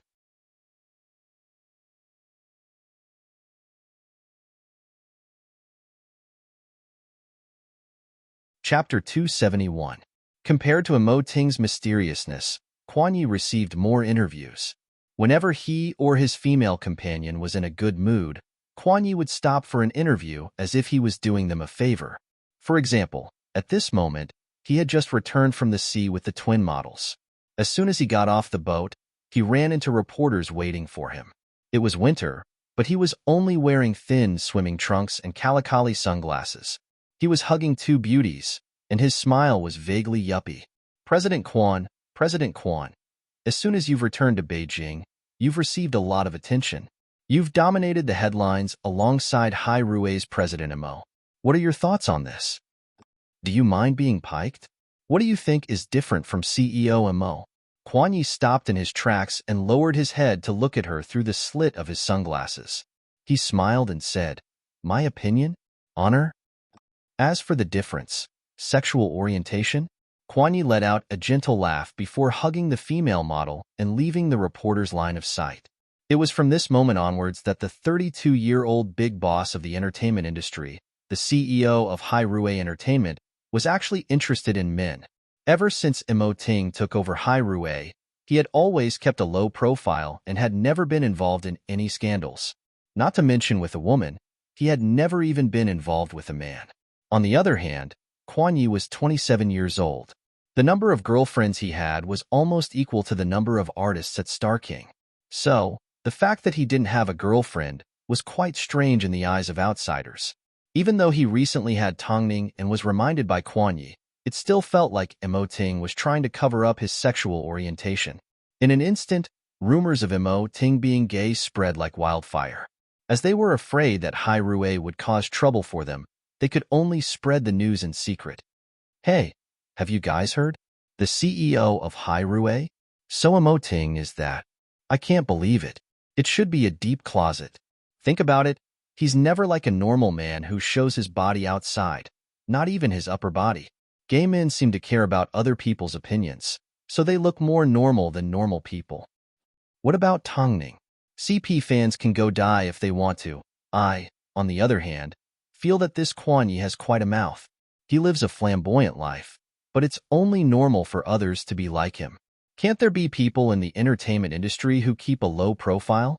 Maybe CEO Mo has already started a family. Then why are you still flirting with her? The mainstream media did not dare to report it openly. Only some wild netizens dared to casually spread it. Tongning, isn't this Quan Ye's mouth too cheap? Can't he see how much worse his weak chicken body is compared to our boss? How dare he insult him?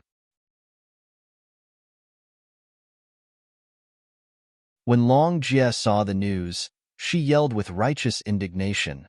Like boss, like company. Tongning turned around and looked at the tightly shut study room door. In reality, she didn't care how the people outside insulted her. But right now, they were talking about Mo Ting. Although Hai Rui had done their PR, the fact that Mo Ting was gay was still going to be criticized by the public. But if Tongning was the one to respond, she wouldn't be on the same level and wouldn't be very convincing. What did boss say? He didn't react. Tongning replied. This was a battle between the two CEOs. Outsiders shouldn't be able to interfere. So, you're just going to let Quan Yi slander you? Think of a way to teach that stud a lesson. Tongning lowered her head in deep thought for a moment before getting up from the sofa and walking towards the study room. Seeing her husband in the middle of work, she walked over and sat down beside him, accompanying him as he signed all the documents. What happened? I've seen the news online, Tongning said as she leaned into Mo Ting's embrace. To be honest, I'm a little uncomfortable. This Quan Yi is trying to pull you down from your pedestal, but I don't want to agree to it. Mo Ting held onto the documents in one hand as he stroked Tongning's hair. Based on his weak chicken body, are you not going to respond? I've already given his father a phone call and asked him if there's a problem with his education. If he doesn't know how to teach himself, I will have no choice but to teach him myself. Mo Ting scanned through the documents as he answered Tongning's question. Do you know his father? Although Hai Rui and Star King are two different companies and compete fiercely, the older generation are still friends. You actually reported him? Tongning was a little surprised. Of course, she had no idea that Hai Rui and Star King had a relationship. That's why I was invited to the reception. Mo Ting put down the documents and looked down at Tongning. When the time comes, his father and second uncle will be attending. It can be considered a reconciliation dinner. Second uncle? Tongning caught onto the key word in Mo Ting's words. I'm going too? Are you afraid of seeing your uncle? Mo Ting asked. After realizing she was indeed a little nervous, he continued. Not a lot of people in the Mo family know that I'm married. So, you should focus on being my female companion. Are you going to let it go just like that? Tongning did not expect things to end so easily. Mo Ting knew that Tongning didn't normally fight for things. Even when she was often slandered, she didn't take it to heart. But he had only been slandered once, so Tongning still remembered it. Since you care so much about my reputation, do you think I'd let it go so easily? Mo Ting asked with a deeper meaning. The light in his eyes was deep and sharp. Tongning couldn't help but laugh. Since Mo Ting said he would retaliate, there was no need for her to worry anymore. What day is the reception? 7 p.m. tomorrow night. In that case, I'll go pick out a dress right now. To be honest, although she was only going as Mo Ting's female companion, the person she was going to meet was Mo Ting's second uncle. Tongning didn't want to leave a bad impression. So, as soon as Mo Ting told her the time, she immediately headed to the wardrobe and nervously picked out a dress. Seeing his arms were empty, Ting shook his head helplessly and mumbled to himself. Normally, she's not afraid of anything. A little woman is indeed a little woman. Long Jie was sitting downstairs bored. Seeing Tongning in the wardrobe picking out a dress, she couldn't help but walk over and ask, "What are you doing? Are you going to attend another event? Or are you going to an awards ceremony?" "I'm going to meet his parents," Tongning replied gently. "Long Jie, I'm a little nervous." Long Jie could understand. After all, Tongning's family was quite complicated. She had never received much respect from her family, including the time she interacted with Han Yufan's family. So, she never really got along with her family. Now that she was suddenly going to meet someone from the Mo family, it was understandable that she was a little nervous. "Don't be nervous. I don't know who it was that got so scared that he hung up on Lu Che. You want to compete with me? You just need to be yourself. Leave everything else to boss." Long Jie rolled her eyes. "Tongning, show me your confidence on the runway. Just treat it like a runway show."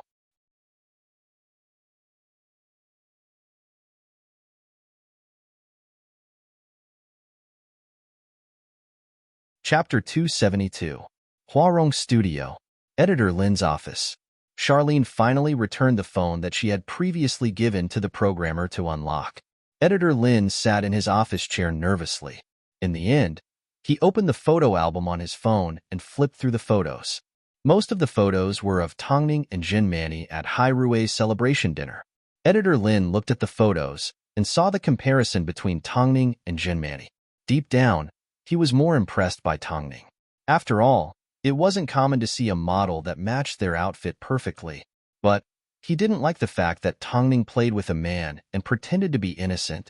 Thinking of this, Editor Lin continued to flip through the photos. To his surprise, he found a few photos of Tongning and Mo Ting being intimate. Especially photos of Tongning hanging onto Mo Ting's arm when she was drunk and Mo Ting carrying her out of the celebration dinner. "What a good move," Editor Lin sneered. Today was the day that the news of Mo Ting being gay spread like wildfire. However, if a photo was to be leaked, the rumor would collapse on its own. After all, the two of them were so intimate, no one would believe that they weren't a couple. But he wasn't going to expose it just yet. Finally, he found another piece of evidence. "Tongning, it won't be long before your reputation is destroyed." 7 p.m., Caesar Hotel. Hua Jingjing had agreed to go on a blind date with her classmates. To show that she was determined to leave her past behind, she dressed up to the nines. She didn't look any worse than attending an awards ceremony. After arriving at the VIP seat, Hua Jingjing noticed the man was already waiting for her. Hua Jingjing looked down at her watch. This young and handsome Frenchman was quite punctual. After working in the industry for so many years, Hua Jingjing was proficient in many languages. So, the two of them had no problems communicating. However, seeing how gentlemanly the man was, Hua Jingjing didn't want to waste his time. So, she directly revealed her background and past experiences. The man listened calmly and occasionally sighed. However, he did not look down on Hua Jingjing in the slightest. This made Hua Jingjing relax. The Frenchman was called Brat. He was the CEO of a jewelry company in Asia.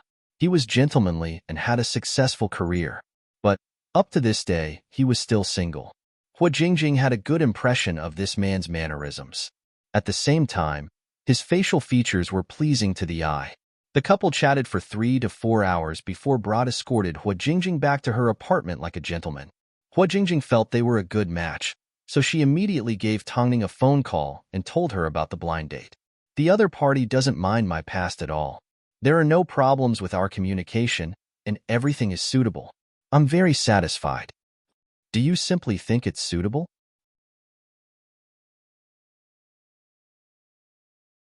For some reason, Tongning felt there was something wrong with Hua Jingjing's mentality. Suitable. Compatibility doesn't mean they can live together forever, because all love is built on the foundation of worship. Had President Hua Jingjing not seen enough? She just felt inferior. To put it more bluntly, she felt that she was just a broken shoe. She didn't have the courage to face people from her own country. If she married a foreigner, she could just emigrate in the future. "You'll know once we get to know each other," Hua Jingjing said excitedly. "I think Brat will be a great man." "Fong Yu wasn't one?" Tongning asked in her heart. No matter what, I've already made up my mind. I'll get married in the middle of next year and have a child by the end of the year. Hua Jingjing was already thinking about her future. Did she really not consider Fang Yu at all? Okay, you can give it a try. If it really doesn't work out, you should get out of it. I know. By the way, what's with Quan Yi? Is he trying to slander President Imo? Would Imo Ting be easily slandered by him? Tongning asked angrily. She was only more casual around Hua Jingjing. Don't worry about us. Focus on yourself. This time, don't do anything stupid. Hua Jingjing nodded her head seriously. But, after hanging up the phone, she leaned against the wall and squatted down. For some reason, she still felt lonely. In order to welcome her new life, Hua Jingjing requested to return to work. So, the next day, she returned to the agency with her manager to report to Fang Yu and take over her previous job. During this time, Brat even gave her a phone call and invited her for lunch. Hua Jingjing felt the timing was right, so she told him to wait in the office's parking lot. Hua Jingjing and Fang Yu were the same as before. They only talked about business. It didn't take long for the two to come to an agreement. Afterwards, Fang Yu stood up from his seat and prepared to leave. Where are you going? Do you want me to give you a ride? No need. Someone is here to pick me up, Hua Jingjing replied politely. The two walked out of the parking lot together and entered the same area. Just as Fang Yu opened the car door, he saw Hua Jingjing board a foreign man's car. Fang Yu took a closer look and finally realized who was picking Hua Jingjing up. Brat? Without thinking too much, Fang Yu headed straight for the couple's car and dragged Hua Jingjing out of Brat's car. Fang Yu? What are you doing? Fang Yu grabbed her and dragged her into his car. He ignored Brat's shouts and left Hai Rui with Hua Jingjing. Give me an explanation, Hua Jingjing said in a cold tone as she turned her body slightly. Fang Yu's expression was a little dark as he parked the car in a quiet place. After a few seconds of silence, he asked, How did you know Brat? Hua Jingjing was also surprised how Fang Yu knew Brat. Her curiosity suddenly overpowered her anger as she pointed out the window. A classmate introduced me to him. Do you have a brain? Or did your classmate set you up? Hua Jingjing, you're not a child anymore. Can't you tell the difference? Do you know how famous Brat is in the gay industry? Fang Yu questioned Hua Jingjing in disappointment. Hua Jingjing was left speechless. When are you going to improve your judgment of men? At least I'm better than you. You always try to help everyone. Hua Jingjing was so angry that she subconsciously blurted out what was on her mind. Fang Yu was stunned. Hua Jingjing realized she had said the wrong thing, so she quickly shut her mouth and looked out the window. In the end, Fang Yu compromised first as he restarted the car. I'll take you home. I just want to find someone that doesn't look down on me. Hua Jingjing's eyes slowly turned red. So what if I'm an international supermodel? In other people's eyes, I'm just a worn-out broken shoe. Your body isn't as important as you think. If you treat yourself like a broken shoe, no one will take you seriously. If you were, would you want it? Hua Jingjing asked as she turned around in excitement. After asking, she realized she was being too impulsive. Sometimes, when faced with feelings, one would become irrational. No matter how many times one was taught a lesson, one would never learn.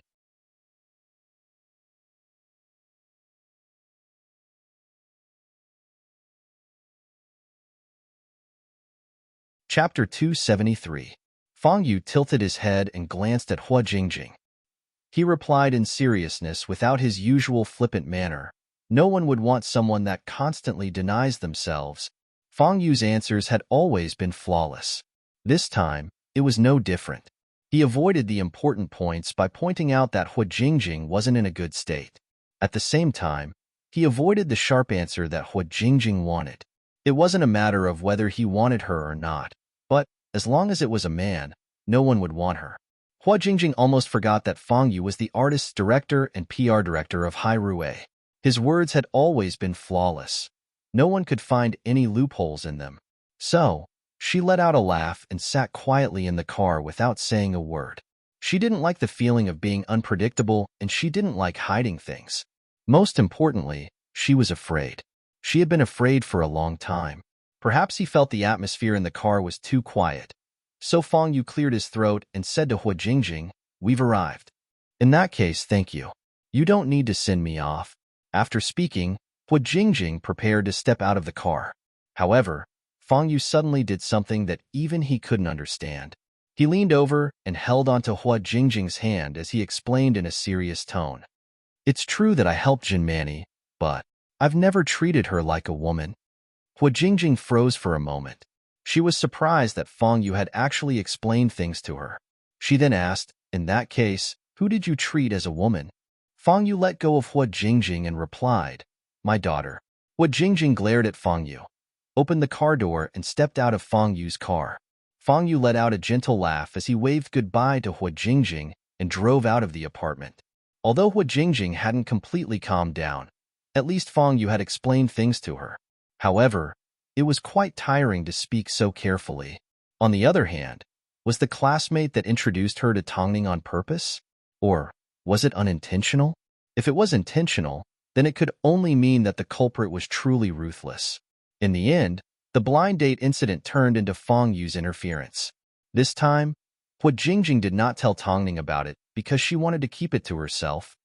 The next morning, Hyatt Regency. When Tongning didn't have work to do, she would personally help Mo Ting choose clothes. So, it was common to see Mo Ting standing naked in front of the mirror as Tongning brought his clothes over to her and helped him put them on, piece by piece. Because of this, Mo Ting wasted around half an hour of his time. But, seeing the look of enjoyment on her face, he had no choice but to let her do as she pleased. "I have something to do tonight, so I'll head over directly. Lu Che will come pick you up, and we'll enter together at the entrance."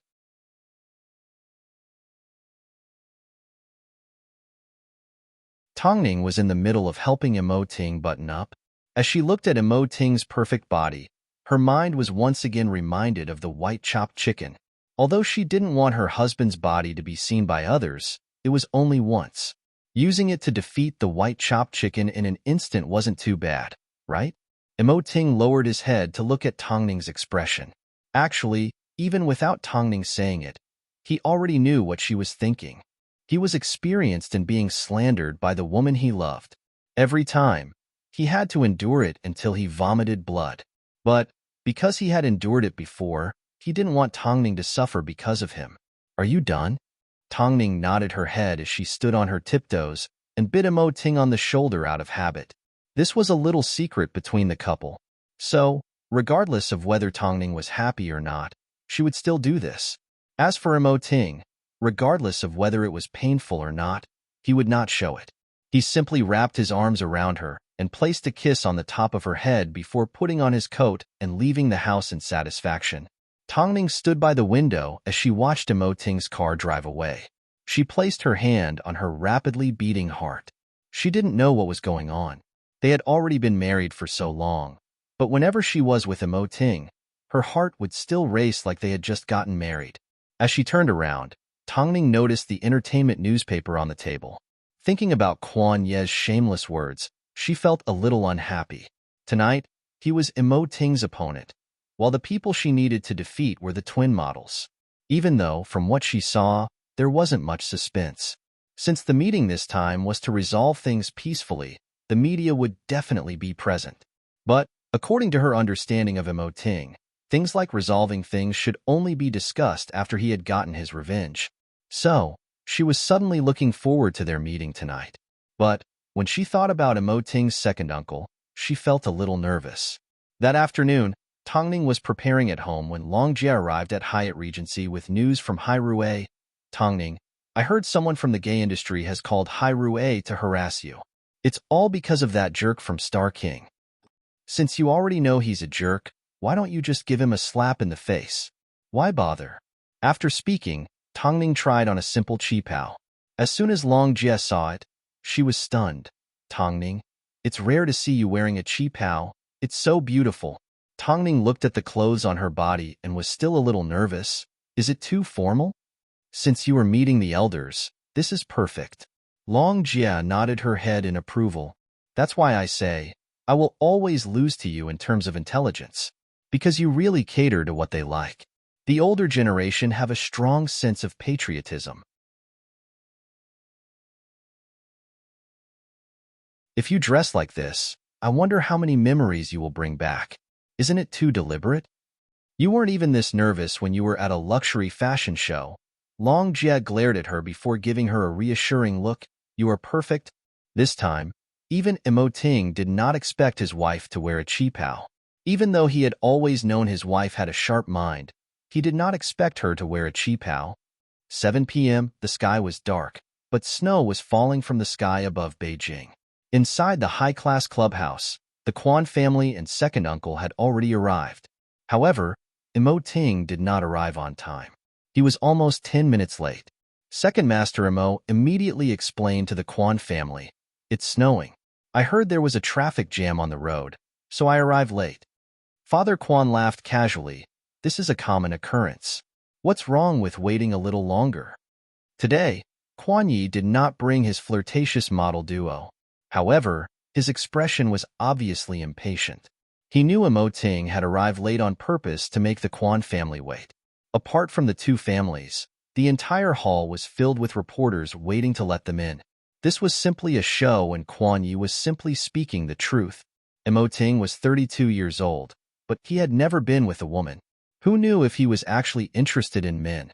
7 p.m., Tongning wrapped herself in a black trench coat and arrived at the entrance of the high-class clubhouse under Lu Che's protection. Imo Ting had just arrived. As soon as he saw his beloved wife, he immediately grabbed her hand and placed it in the crook of his arm. "Don't be nervous. In a moment, I will do my best to satisfy you."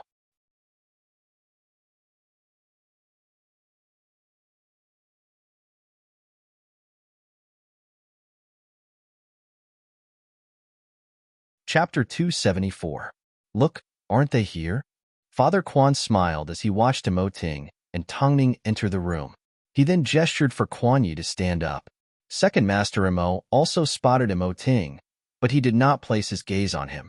After all, he had seen him for a few decades and there was nothing new about him. So, he placed his gaze on Tongning, who was with Imo Ting. At first glance, this young woman was a little cold, but she wasn't aloof. On the surface, she appeared quiet and her gaze wasn't overbearing. Instead, she made one feel comfortable looking at her. Originally, the entire family thought their nephew would be a bachelor for the rest of his life. Who would have thought he would one day be enlightened? But would a child that came from the entertainment industry be pure? Quick, have a seat. Did you get stuck in traffic? Second Master Imo immediately asked. Originally, he thought that no matter what reason Imo Ting had for being late, he would give him the same answer. Traffic was stuck. But Imo Ting first pulled out a chair for Tongning and gestured for her to sit down like a gentleman. Afterwards, he pulled out his own chair and replied, "I wasn't stuck in traffic." Second Master Mo's expression changed. Meanwhile, Father Quan and Quan Ye's expressions didn't look any better. Tongning glanced at Second Master Imo and then back at Imo Ting. Finally, she noticed Imo Ting had a smile on his face. Only then did she realize what was going on. So she said, "I'm really sorry, elders. I was stuck in a traffic jam. Imo Ting had to pick me up. That's why he was late. I'm really sorry for making you wait." As soon as Second Master Imo heard this, his expression softened as he looked at Tongning approvingly. At this time, Imo Ting held onto Tongning's hand under the table, rubbed it a few times and wrapped it in his warm palm. Tongning understood why Imo Ting did this. He wanted to give her a chance to perform and leave a good impression in front of the elders. "It's not a big deal." Father Quan waved his hand. He then pointed to Tongning and said to Second Master Imo, "I know this child. Recently, there's been a lot of news about her in Beijing." Father Quan's words sounded like he was praising Tongning's popularity and fame, but in reality, he was saying that this young woman wasn't simple at all. Hearing this, Second Master Imo tilted his head and asked Imo Ting, "Do you know what happened?" "Of course. That's good." Second Master Imo had complete trust in Imo Ting's judgment. Since he brought her to an event like this, it meant she was someone Imo Ting cared about. It wasn't easy for him to find a girlfriend, so he didn't want to scare her away again. So, Second Master Imo naturally spoke up for Tongning. Young people should be full of energy. Of course, compared to Quan Yi, we are still a little lacking. In other words, Quan Yi had changed women 3 times a day. What right did he have to mock his niece's wife?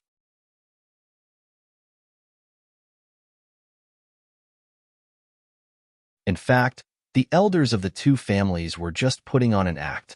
In the business world, knives and swords have no eyes. They had already hurt each other so many times. How could they really be good friends? As expected, Father Quan was left speechless by Second Master Imo. After quite some time, he finally returned to the topic at hand. This time, Quan Yi did not watch his mouth properly and caused trouble for Imo Ting. I feel a little bad. Old man Quan, are you going to let it go just because you're sorry? Imo Ting asked. If President Imo is really capable, he can prove it to the media. Is there a need to complain to my father? Quan Yi responded in the same way. His tone was frivolous and his attitude was arrogant. It was obvious he wasn't here to apologize. Of course, Imo Ting wasn't here to make him apologize. How dare you? Father Quan yelled as he turned to Quan Yi. Apart from playing with women, what else do you do? I don't understand. Does Star King need to be suppressed by Hairue? It seems President Quan is not convinced. Imo Ting raised an eyebrow at the father and son. Imo Ting raised an eyebrow at the father and son opposite him. At this time, Second Master Imo had no intention of interfering. He simply wanted to watch the show.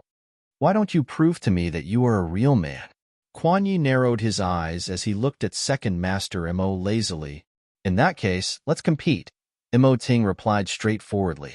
Compete in what? Since the clubhouse has everything, let's compete one by one. You can choose any event you want. We will compete in 5 rounds. As long as you score 1 point in front of me, I will consider it your win. 1 point was considered a win. Not only was Quan Yi shocked, even Tongning was in disbelief after hearing this. Just 1 point was considered a win? How humiliating and humiliating was this? Quan Yi's face turned red as he stood up from his chair. Since we are men, we should use our fists to do the talking. Let's compete in boxing for the first round. Remember what you said? Imo Ting smiled elegantly. Let me say this first. I need to let the media in, Second Master Imo said as he pointed to the reporters who were flashing their lights. Originally, Second Master Imo thought Imo Ting would object. But, this time, Imo Ting reacted differently and replied, whatever. Afterwards, he pulled Tongning up from her seat. Let's meet at the boxing arena in 10 minutes. Let's go get ready. Go get ready, do you need to bring? Second Master Imo turned his head and looked at the couple with a deeper meaning. Imo Ting's expression did not change as he raised his eyebrows. Yes? After speaking, he pulled Tongning towards the boxing hall, completely ignoring the reporters at the entrance. Second Master Imo turned around and sighed. He realized the usually emotionless nephew of his actually had such a side to him. What a surprise.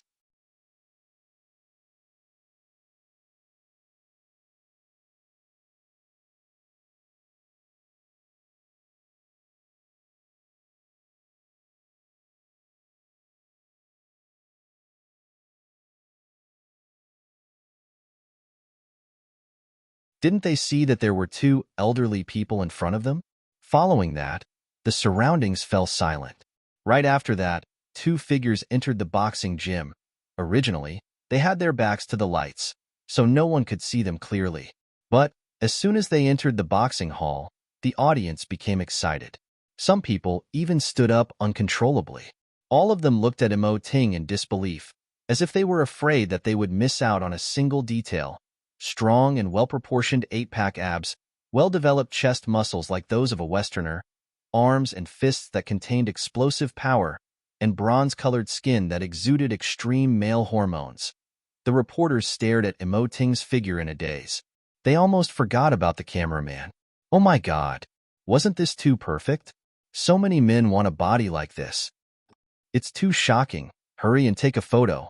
Do you believe that President Quan can't even withstand a single punch from President Imo? After seeing President Mo's body, I suddenly feel like President Quan is a bit like a woman. Hearing the comments coming from all directions, Quan Yi stood in the boxing ring and watched as Imo Ting walked closer and closer to him. He suddenly felt a burning sensation on his face. The votes online had all been given to him for his figure, and he accepted it as a matter of course. He had never expected Mo Ting's body to be this good. Wasn't Mo Ting a famous workaholic? With this comparison, he looked at himself. Kuan Yi suddenly had the urge to run away at the last minute. He believed, with the developed muscles on Mo Ting's arms, his explosive power would be extremely shocking. Tongning followed behind Mo Ting with Mo Ting's black trench coat hanging on her arm. Of course, she could already tell the outcome of the match from the reactions of the audience. Kuan Ye's mouth was too cheap. With his white-cut chicken body, he was only good enough for Mo Ting to practice on. Second Master Mo looked at Mo Ting with admiration. Who would have thought? 10 years had passed and Kuan Ye's body was still in such good shape. In fact, it was even better than before. However, Elder Kuan's face turned from red to white. He was starting to worry if Kuan Yi would be able to stand up after Mo Ting's punch. Quick, take a few more photos. There aren't many men in Beijing with such a good body. Hurry up and take more photos. Haha, just thinking about it makes me happy. This time, those that voted for President Kuan are going to have their faces slapped swollen. How could such a manly man be gay? Don't joke with me. Hayes, I really want to be as happy as Tongning, helping President Mo with his clothes. Speaking of which, what's going on? Did they exchange manager roles? In the audience, everyone was in high spirits, especially after Mo Ting walked into the boxing ring. Kuan Yi took a few steps back. His eyes were filled with caution, but he refused to admit defeat. Mo Ting looked at Kuan Yi and wrapped a bandage around his wound. If you want to admit defeat, it's not too late. Let me warn you first, 10 years ago, someone took a punch from me and is still in the hospital. If Mo Ting had said this with his clothes on, Kuan Yi would definitely have laughed. But Mo Ting was standing naked in front of him.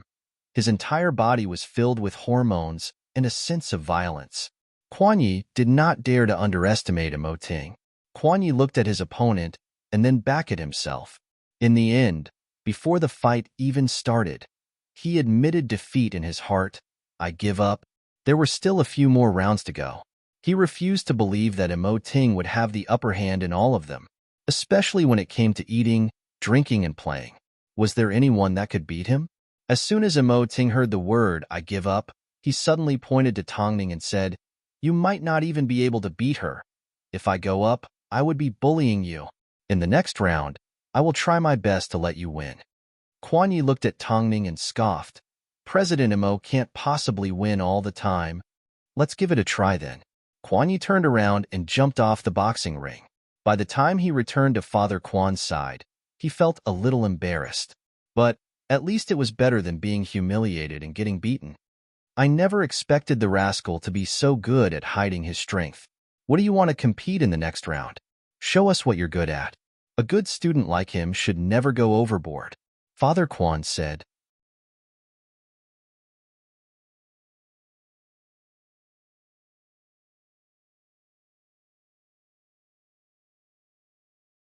Chapter 276.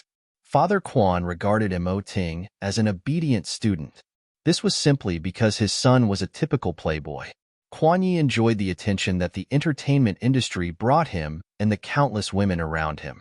But he was not suited to be a person in power, because, apart from arrogance and self-righteousness, he had nothing else. Second Master Mo suddenly felt Mo Ting was a little cruel. It seemed, as the favored son of the heavens, Kuan Yi had been treated like a treasure from a young age. No one had ever dared to go against him. Unfortunately, there was still Mo Ting in this world. The media immediately posted all the photos they had taken online. The legendary reconciliation dinner, in the end, ended with a battle. Of course, this wasn't the focus of the netizens' attention. Everyone was captivated by Mo Ting's body. That's right, his body. All they heard was a slap to the face. With Mo Ting's heaven-defying body, he couldn't be compared to a white-cut chicken. Wipe off the blood from my nose. My HP bar is empty. Oh God, with this body, I can beat Kuan Yi by 10 streets. The commenter above, calm down. After an evaluation, after browsing through male model websites, I couldn't find a better body, unless it was an athlete. Oh God, who was the one that said President Mo didn't have a body? I'm so angry. I'm on the wrong side. With a body like this, according to an evaluation by an expert, the chances of him being gay are practically zero. His hormones are too strong, and he's too charming. The internet was in an uproar. Those that originally supported Kuan Yi had now switched their allegiance to Immerse. Not only that, Immerse's sexy figure was finally revealed. He was now seen as a fitness role model by many men and women and a goal for them to aim for. Of course, this was also the first time Long Jia had seen Immerse's body. Although apart from Tongning and Lu Che, she was the person that interacted with Immerse the most. Before she saw the photo, she would never have imagined that Immerse's body was this good. Oh God, I'm going to have a nosebleed. After putting down her phone, Long Jia glanced at Lu Che and couldn't help but think back to Lu Che's body. Don't worry, although I can't compare to the president, I'm still better than a white-cut chicken. Long Jia let out a gentle laugh as she put down her phone in satisfaction. Let's see what kind of nasty words the people that still supported Kuan Yi can say. Afterwards, Long Jia picked up her phone and looked down at the quiet Tongning waiting for Immerse below the stage. Long Jia couldn't help but poke the woman on the screen. Look at our Tongning's bitter life. She struggled all the way to where she is today, only to have someone step all over her big boss. Luckily, the couple have always been united. You and I are not of the same mind? Long Jia glared at him proudly. That's different.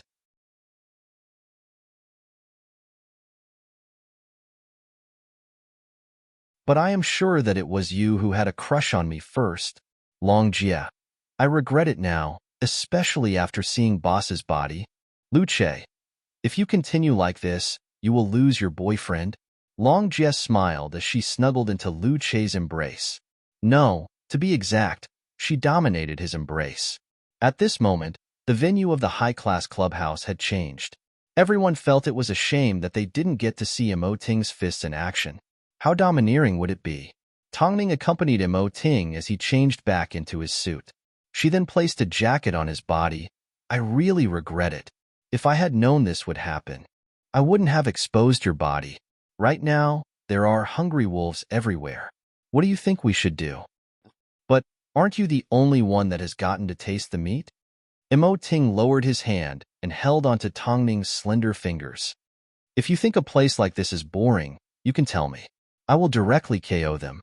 No, I'm actually quite curious about what the next round will be, Tongning said as she held onto Immerse's hand and led him out of the changing room. Of course, tonight, she simply wanted to be Immerse's foil. So, even though the media managed to capture a few photos of Tongning, they were either her holding onto Immerse's jacket as she stood below the stage, or she was quietly standing by Immerse's side. The couple did not do anything intimate, but the way they entered and exited together made the reporters at the scene eat a mouthful of dog food. After getting changed, the couple returned to the main hall. This time, the media were temporarily isolated from the public. Immerse's previous round was too powerful. Without the flashes of cameras, Tongning finally relaxed. It wasn't because she was afraid, but because she felt like she could no longer control the admiration she had for Immerse. She was afraid the media would capture it, and she was afraid it would be exposed in front of him. Of course, the more she understood Immerse, the more she couldn't control her feelings for him. She liked him so much that she couldn't control herself, so much that she couldn't be saved. What are we competing in this time? Second Master Immerse asked the father and son sitting opposite the fountain.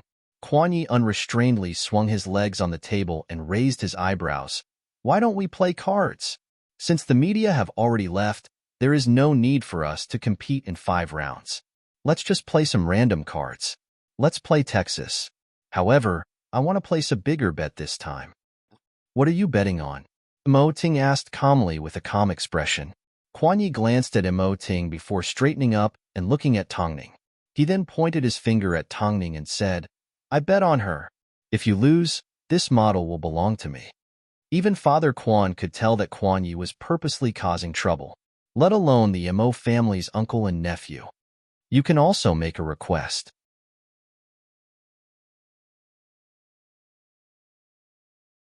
Immerse lowered his head and thought for a moment before smiling. She's not a bet.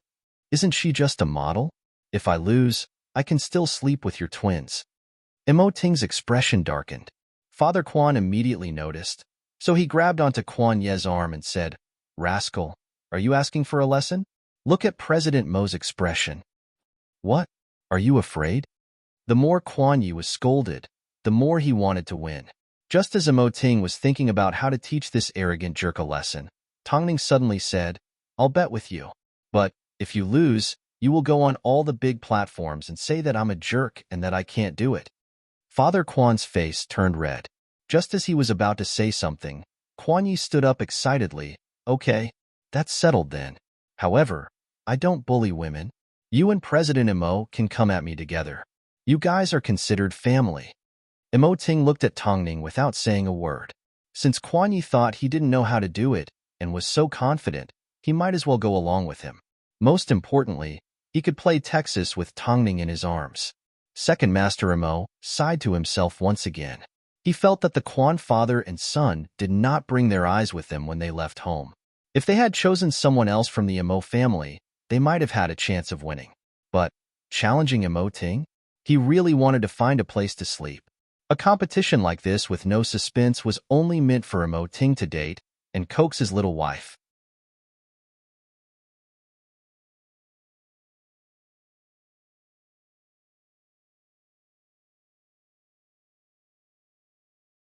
Chapter 277. After the father and son left, Imo Ting turned around and looked at Tongning. He asked dotingly and helplessly, "You agreed so quickly. Aren't you afraid you'll lose?" "I know how to play Texas," Tongning replied. "With me around, you don't need to do anything. Eating, drinking, and having fun are the strengths of a spoiled brat. Are you sure you can win?" "You definitely won't let me lose." Tongning lowered her head and took a deep breath. "Don't ask why I fought. That's all in the past. But tonight, I want to fight for you. Okay?" After speaking, Tongning grabbed onto Imo Ting's sleeve. Imo Ting tilted his head and looked at her slender right hand. He suddenly laughed. "Can I say no? But if I lose, then I can only accept it on behalf of your wife and lose to Kuan Yi on your behalf." Tongning couldn't help but laugh. "Just trust me this once." Imo Ting had never doubted Tongning. She had never been the type of woman to hide behind a man. Above all, he remembered what Tongning had said to him previously. Apart from living habits, their interests and hobbies were still a blank slate. He could accurately tell Tongning's shoe size, her 3 measurements, her favorite food, and even the color of her clothes. But as for everything else, he was looking forward to finding out more. In the end, Imo Ting replied, "I can only trust you because I'm not good at Texas." "I don't believe you." Imo Ting's lips curved upwards as he revealed a charming smile. He then led Tongning into the clubhouse. At the gambling table, Kuan Yi was already in position. After all, gambling was something he was good at, so he couldn't help but be excited. That's right, he came here with the intention to bully Imo Ting. He thought he was the king at the table.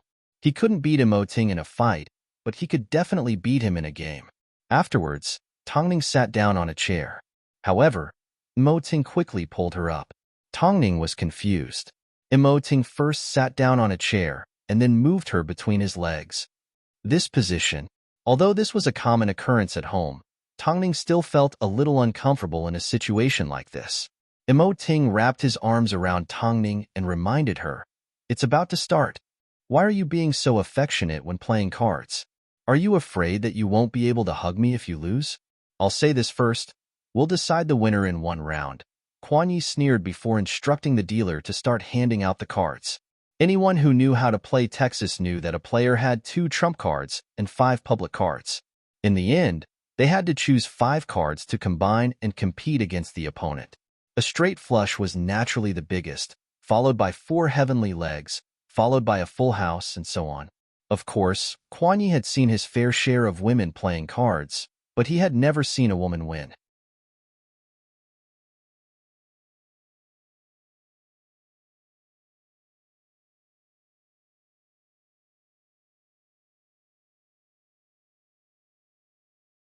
This little model seemed to have an exaggerated opinion of her abilities.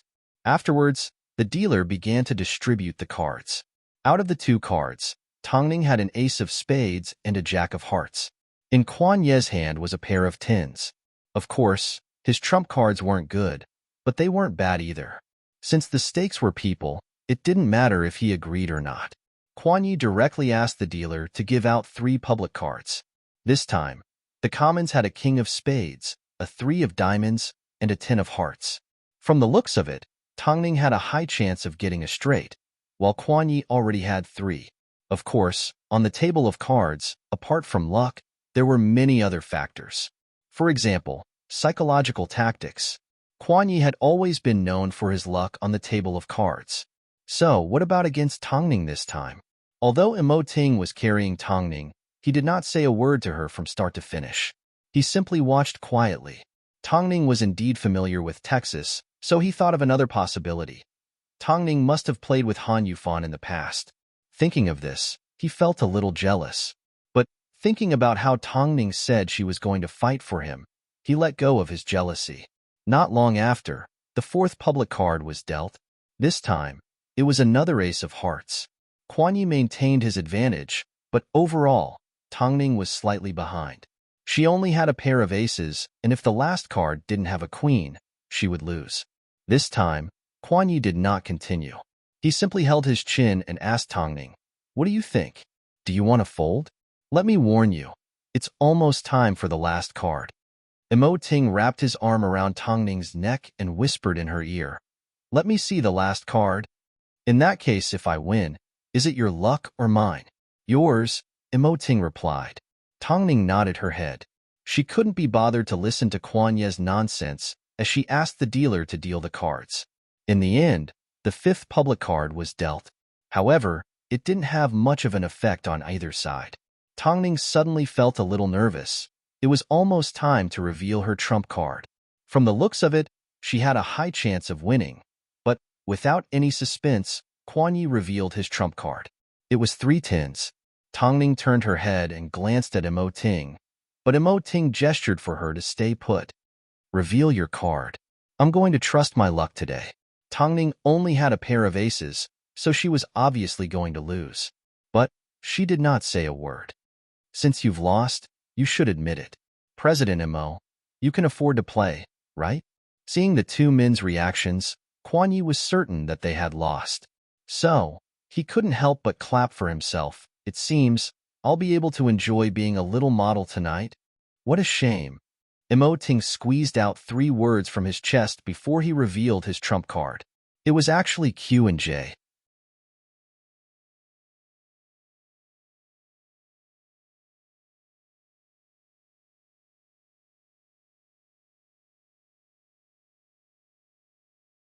No one knew better than Tongning what her trump card was. At the same time, she also understood why the aces turned into QS. A straight is bigger than 3. "We win." Kuan Yi looked at the straight in front of the 2 men in disbelief. His expression did not look too good. In the end, he fell back into his chair and slammed his fist on the table. "President Kuan, I hope you remember your promise. Remember to say that I'm a jerk and that I can't win." "Oomph." Kuan Yi lifted his chair and left the clubhouse with Father Kuan. Afterwards, he heard the dealer say to Emoting, "This CEO Kuan is an old hand at cheating." "I know," Emoting replied. "What about you?" Tongning turned around and glared at Emoting. President Emo simply wanted to teach the jerk a lesson. If President Emo really wanted to win, he could have used any card he wanted. "Do you guys know each other?" Tongning asked as she pointed to the dealer. "When I first took over Hyrule, I was always met with all sorts of business partners. Previously, I was cheated of a lot of money, so I decided to learn. I don't really use it. I only use it to protect myself," Emoting explained. "I bet you've never known what it means to be controlled by someone else. I even said I would fight for you." But, Tongning sighed. If Emoting's logic was to learn everything he didn't know, then how many skills did he have? Even if you didn't cheat, your cards are better than Kuan Ye's, so you win.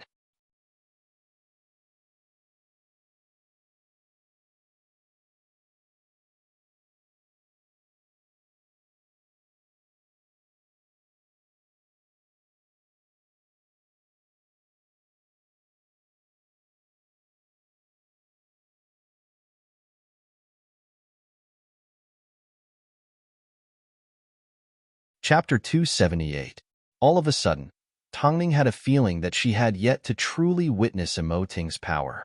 Emoting noticed she was deep in thought and was about to say something. But at this time, Second Master Emo entered the lounge and said sleepily, "You won pretty quickly."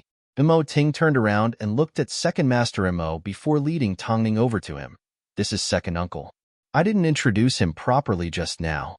Before Tongning could say anything, Second Master Emo pulled Emoting to one side and asked, "Are you serious?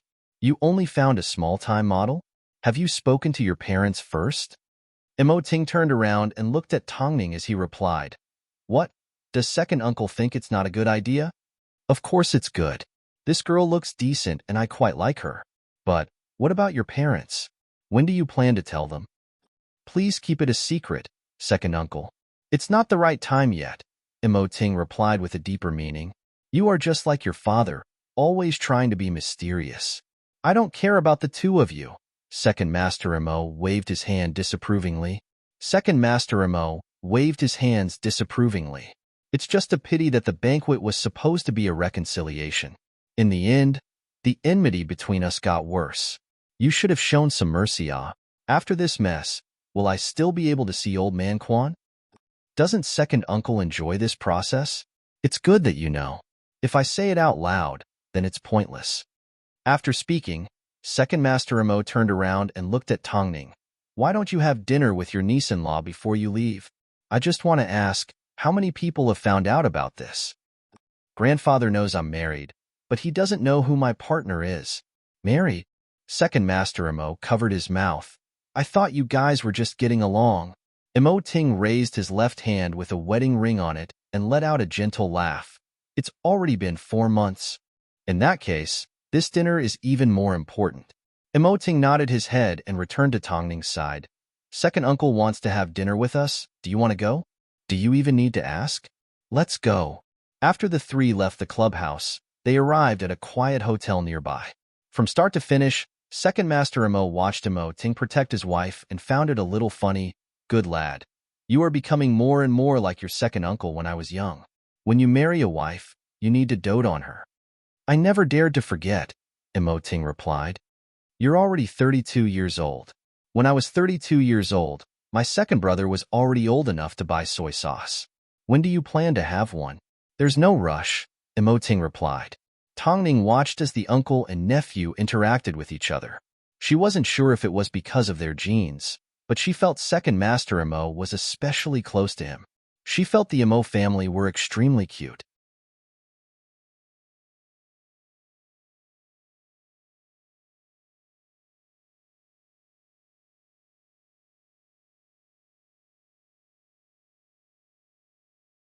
Seeing Mo Ting's work was not going well, Second Master Mo turned to Tongning and said, "Niece's wife, don't let this rascal control you too much. Don't listen to everything he says. This guy has always been good at conning people since he was young. At home, my wife has always been the one who calls the shots."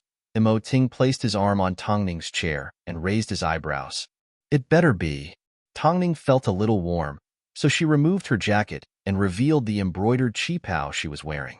This time, Emoting and Second Master Emo were both stunned. Emoting even leaned in and asked gently, "Why are you wearing something so sexy? Who are you wearing it for?" Second Master Emo cleared his throat and laughed.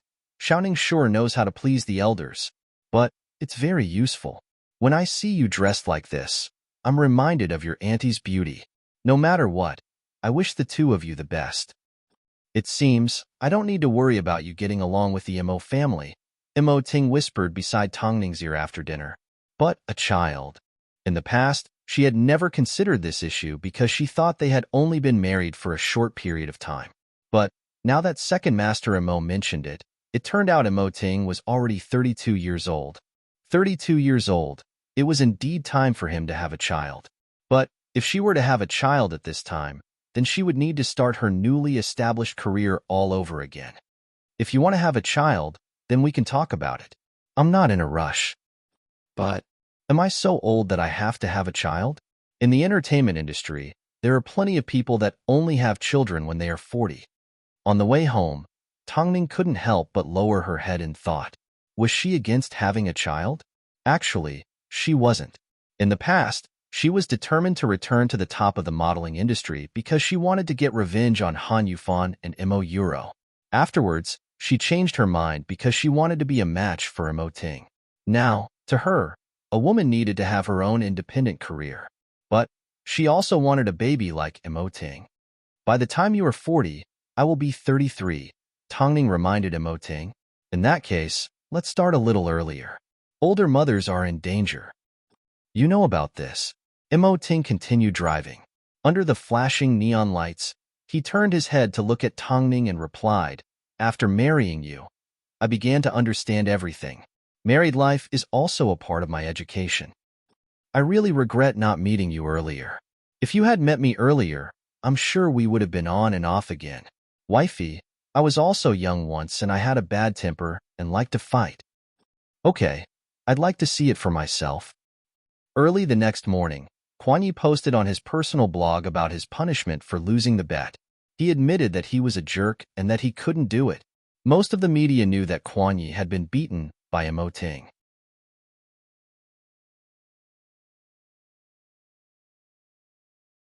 In an instant, Kuan Yi became the laughingstock of the industry. It was said that not only did he forfeit in a boxing match, he also cheated and never won against Imo Ting at the gambling table. Of course, this was all rumor. Even so, it proved one thing. No matter what Star King did, they couldn't escape from Hai Rui's grasp. If you want to blame someone, blame Kuan Yi for his cheap mouth. I can't believe he got slapped in the face so quickly. President Imo sure is a man of action. How dare he say President Imo is gay? I think he's the one that does it himself. His body is the perfect size for a model. Haha, even if he isn't gay, not only is he crazy for fooling around with a few women at once, he's also a virgin. If it wasn't for the support of Star King, he would have thought he could become a celebrity. I don't care what you guys say. Either way, I want to show my respect to President Imo. I'm not sure if you guys have noticed, but Tongning is in all the photos that the media have released. But she is so quiet like a painting. It's like she's following her husband's tune. If only they could come out and admit to it once. It's so tiring for us to keep guessing. Just as everyone was watching, a comment suddenly appeared in the comments section. For someone like Tongning to ride on 10,000 men, it's only a matter of time before she gets abandoned. Just wait and see. Who are you? Are you crazy? You can't stand seeing others doing well. Tongning has at least 3 men. Let's wait for the evidence to be revealed.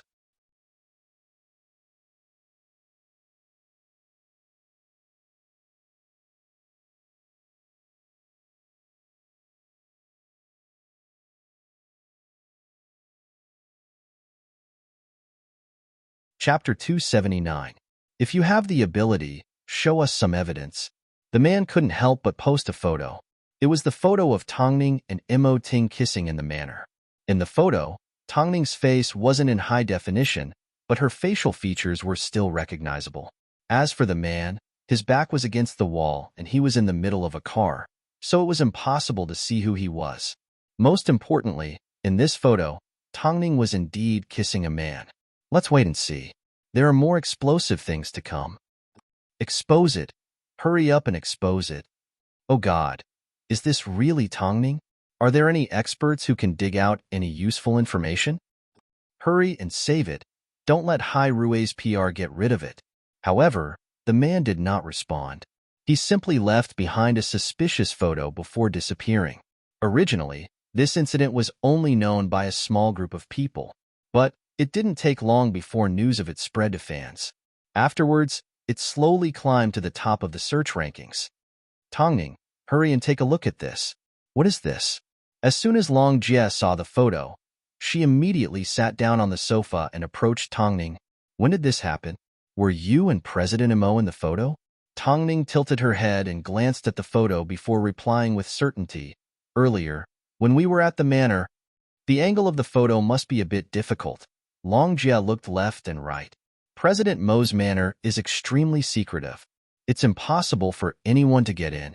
So, where did this photo come from? Were you being followed by the paparazzi? Tongning shook her head. I'm not sure. That must be the case. The culprit has been hiding it for so long. Does he have a plan? Why did he wait until now to make a move? Hearing this, Tongning shook her head again. I'm not sure either. What do you plan to do then? Fang Yu will naturally handle things like this. Don't worry about it. Help me pack my luggage. We need to go to France again. Tongning didn't care about photos like this. After all, the person in the photo was Imo Ting and not anyone else. If someone tried to slander her because of this, it was only a matter of time before they cleared their name. But, after a short pause, Tongning lifted her head and said to Long Jie, use your little channels to find out where this information came from. I know. It seems the people on the outside haven't done enough. Or perhaps they haven't been taught a lesson by President Imo yet. If we pay too much attention to this matter, then the other party will win. Why waste time? 10:00 in the morning, Imperial Star CEO's office.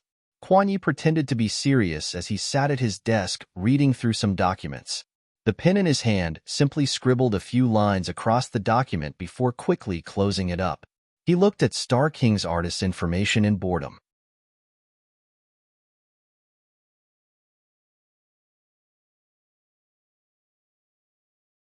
If he had known he would have to pay such a price for losing to Imo Ting, he wouldn't have challenged him.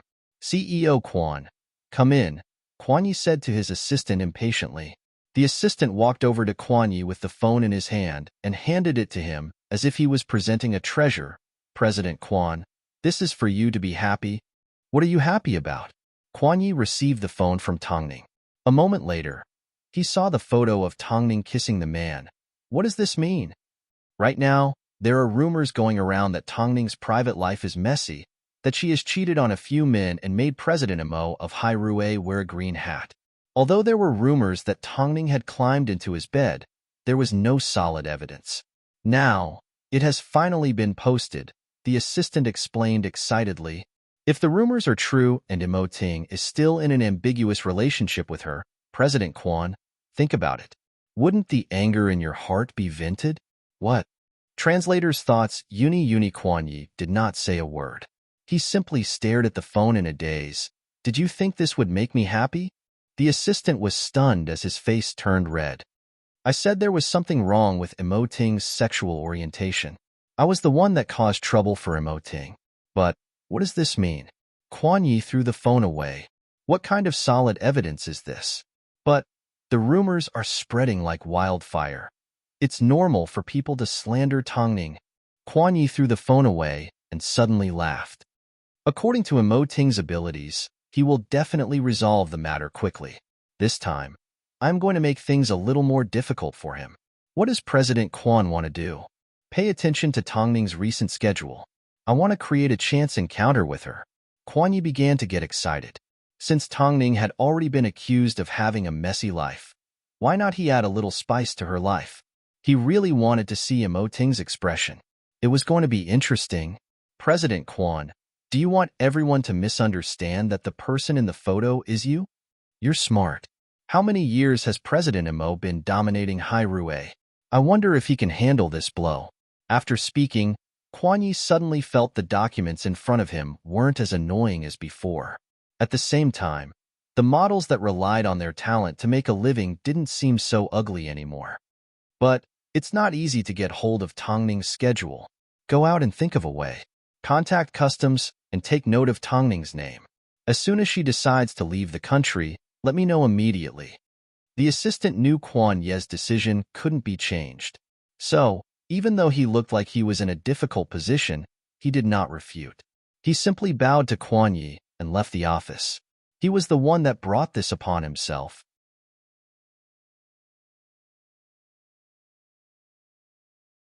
Even though he never expected Quan Yi to use this incident to attack Imo Ting, he simply wanted Quan Yi to be a little happier and help his subordinates progress a little more smoothly.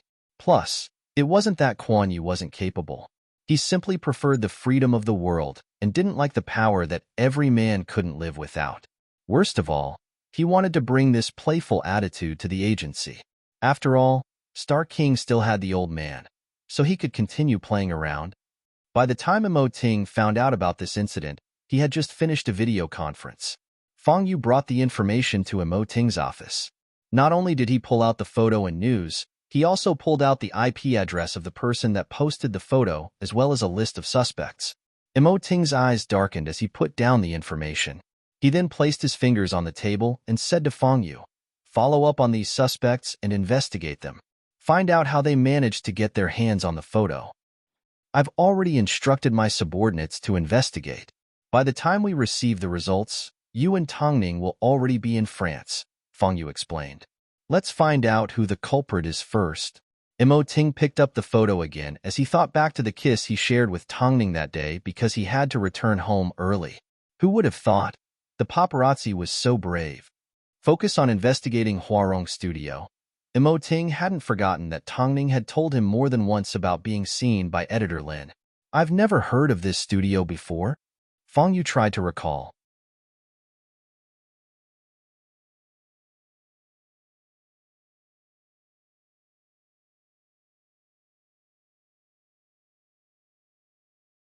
Chapter 280. Editor Lin had always wanted to use Tongning's incident to shoot to fame. So, he had been patiently waiting for the right moment. But he never expected his staff would be so impatient as to directly upload a photo of Tongning's manor onto the internet. Inside the hidden office, Editor Lin glared at his employee who was kneeling on the floor. He wanted to chew him to pieces. "Consider it my bad luck to have encountered a piece of trash like you. Let me tell you, if it weren't for the fact that you're my cousin, I would have cut off one of your hands." The man held his head in his hands as his body trembled in fear. Hairue was currently looking for him everywhere. "Hurry and pack your things. How long did you think it would take for Hairue to find you? Let me tell you, if Hairue finds you, you won't have a good ending. So, you better stick close to me." The man had acted on impulse. Now that he knew the consequences, he crawled out of his chair and headed to his office to pack his things. Meanwhile, Editor Lin decided to abandon this secret base. Otherwise, if Ting found him, would he still be alive? Yu had never heard of a studio called Huarong before. In fact, they weren't even mentioned by many media outlets. Yet, Ting was the focus of their attention. Obviously, in Ting's heart, Huarong definitely had something to do with this incident. If this was the case, then how could such a small studio casually take out a photo of Tongning kissing a man? It was obvious. This studio had been following Tongning for a long time. Meanwhile, when the photo of Tongning kissing a man was exposed, Jingjing also got into trouble. Previously, the top domestic lingerie brand, IY, was holding a new product launch in Beijing and had invited Jingjing to appear as the finale. According to the contract, Jingjing was only supposed to wear the finale. But during the actual rehearsal, they demanded Jingjing to change into 3 sets of lingerie in a row and pose according to the manager. Jingjing used the contract as an excuse to reject them, but she was held back by the manager, who dragged her to the end of the rehearsal in front of everyone. According to Jingjing's status, it was impossible for her to receive such treatment. But the manager had a background in the underworld. Even if it was Hairue, they didn't care. Not long after, Jingjing was slandered again. The informant directly called her a broken shoe and accused her of being a model, but not doing what a model should do. When Yu received the phone call, Jingjing was still being oppressed by the other party. It was her assistant who had secretly made the call. Yu's face was ashen as he told Ting about the incident. "Ever since Quan Yi returned, we've had more troubles." Of course, this was the result of all the information he had gathered through various methods. Quan Yi and IY's boss had long been friends overseas.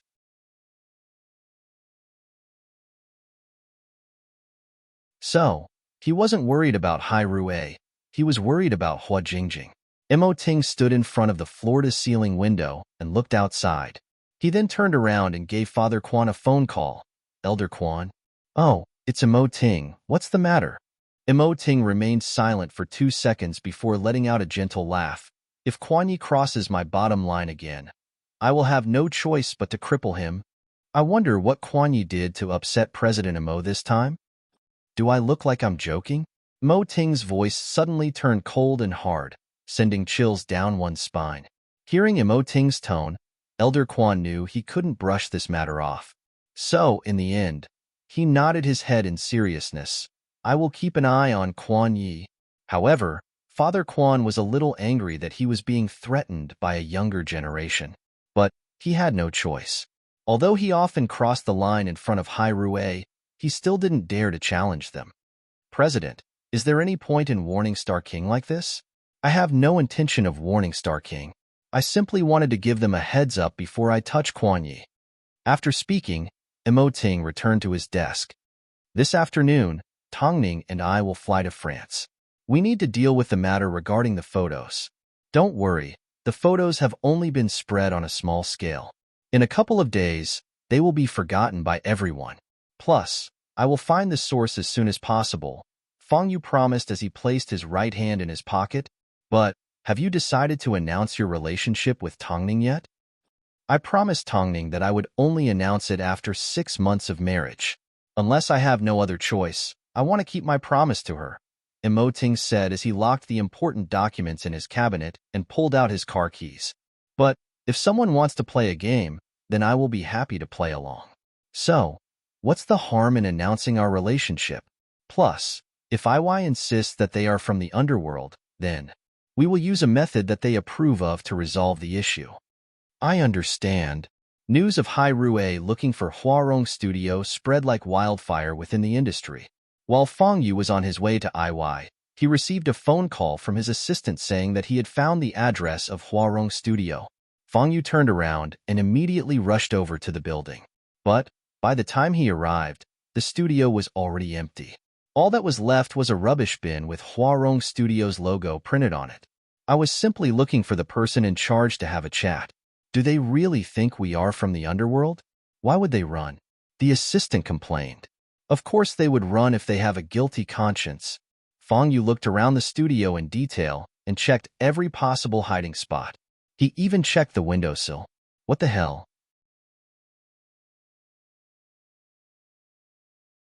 If they aren't colluding with someone, then they must have other evidence that they have against Tongning. I'm afraid Hai Rui will find them, Fang Yu guessed. Just as he was about to head towards the bathroom, he received a phone call from Hua Jingjing's assistant. Awai had gone too far and needed him to immediately deal with it. You guys continue searching. Try to gather as much evidence and information as you can. After speaking, Fang Yu left the building and rushed over to Hua Jingjing's set.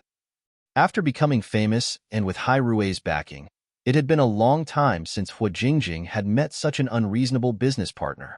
They completely disobeyed the contract and weren't afraid of Hai Rui's backing. They forced her to wear 3 sets of underwear and insisted on her posing. Her manager was already crying in anger off stage, while her assistant kept calling Fang Yu. This type of forceful business partner was shameless and scary. Jingjing?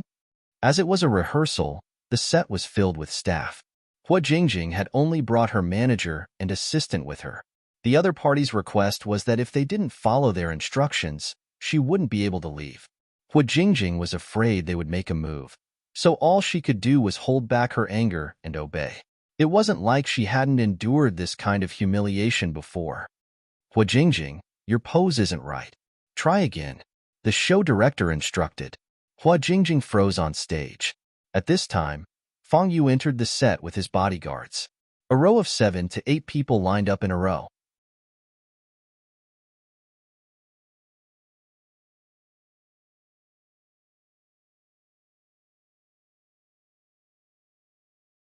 Chapter 281.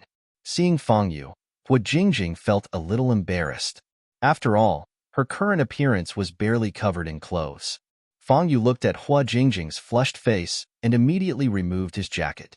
He then walked onto the runway and draped it over Hua Jingjing's body. However, just as he was about to take her away, the show director suddenly asked Fang Yu, "Who are you?" Hai Rui's artist director, Fang Yu. Fang Yu replied coldly. The man choked for a moment as his previous questioning attitude disappeared. You can't take her away. She is still working. Do you want to breach the contract? Contract? With the mention of the contract, Fang Yu immediately turned to Hua Jingjing's manager and said, "Hand it over." The manager wiped away her tears and immediately handed the contract to Fang Yu. Fang Yu casually flipped it open and looked at the contract written on it. He then used the pin in his pocket to make a mark and held it up for the show director to see. Are you blind? The show director scoffed.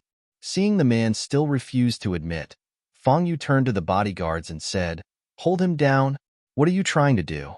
The show director's expression immediately changed. The bodyguards obeyed as they immediately walked over and grabbed the chubby show director. They then held him in front of Fang Yu. "Didn't you not see clearly? I'll let you see as much as you want. I'm going to sue you. What you're doing is illegal." The show director yelled in shock. Seeing this, Fang Yu gestured to the bodyguards. With a loud bang, the show director was punched in the stomach. Fang Yu then continued to ask, "Did you see it clearly?" It seems you haven't seen it clearly enough." As Fang Yu was used to being smooth and slick, his gaze was only particularly sharp during PR conferences. But at this moment, his eyes were as sharp as an eagle's. The show director was beaten to the ground. Afterwards, Fang Yu threw the contract at the show director's face. "Do you believe this? Hai Rui can make IY's shares fall to rock bottom in one night. Originally, we were supposed to mind our own business. Since the boss of IY doesn't know how to appreciate kindness and colludes with Star King, then he will have to bear the consequences of offending Hai Rui. According to the rules of the underworld, you offended us first, so we will seek revenge later. This is reasonable." After speaking, Fang Yu wrapped his arm around Hua Jingjing's shoulder and stepped over the back of the show director's hand. Hua Jingjing subconsciously turned her head and glanced at Fang Yu's right arm that was wrapped around her. She suddenly felt, perhaps, the suffering she had suffered this time wasn't for nothing. After leaving the venue, Fang Yu stuffed Hua Jingjing into his car. He then grabbed a blanket from the back seat and placed it on her lap. "I've been wronged. I never expected the people from IY to be so shameless."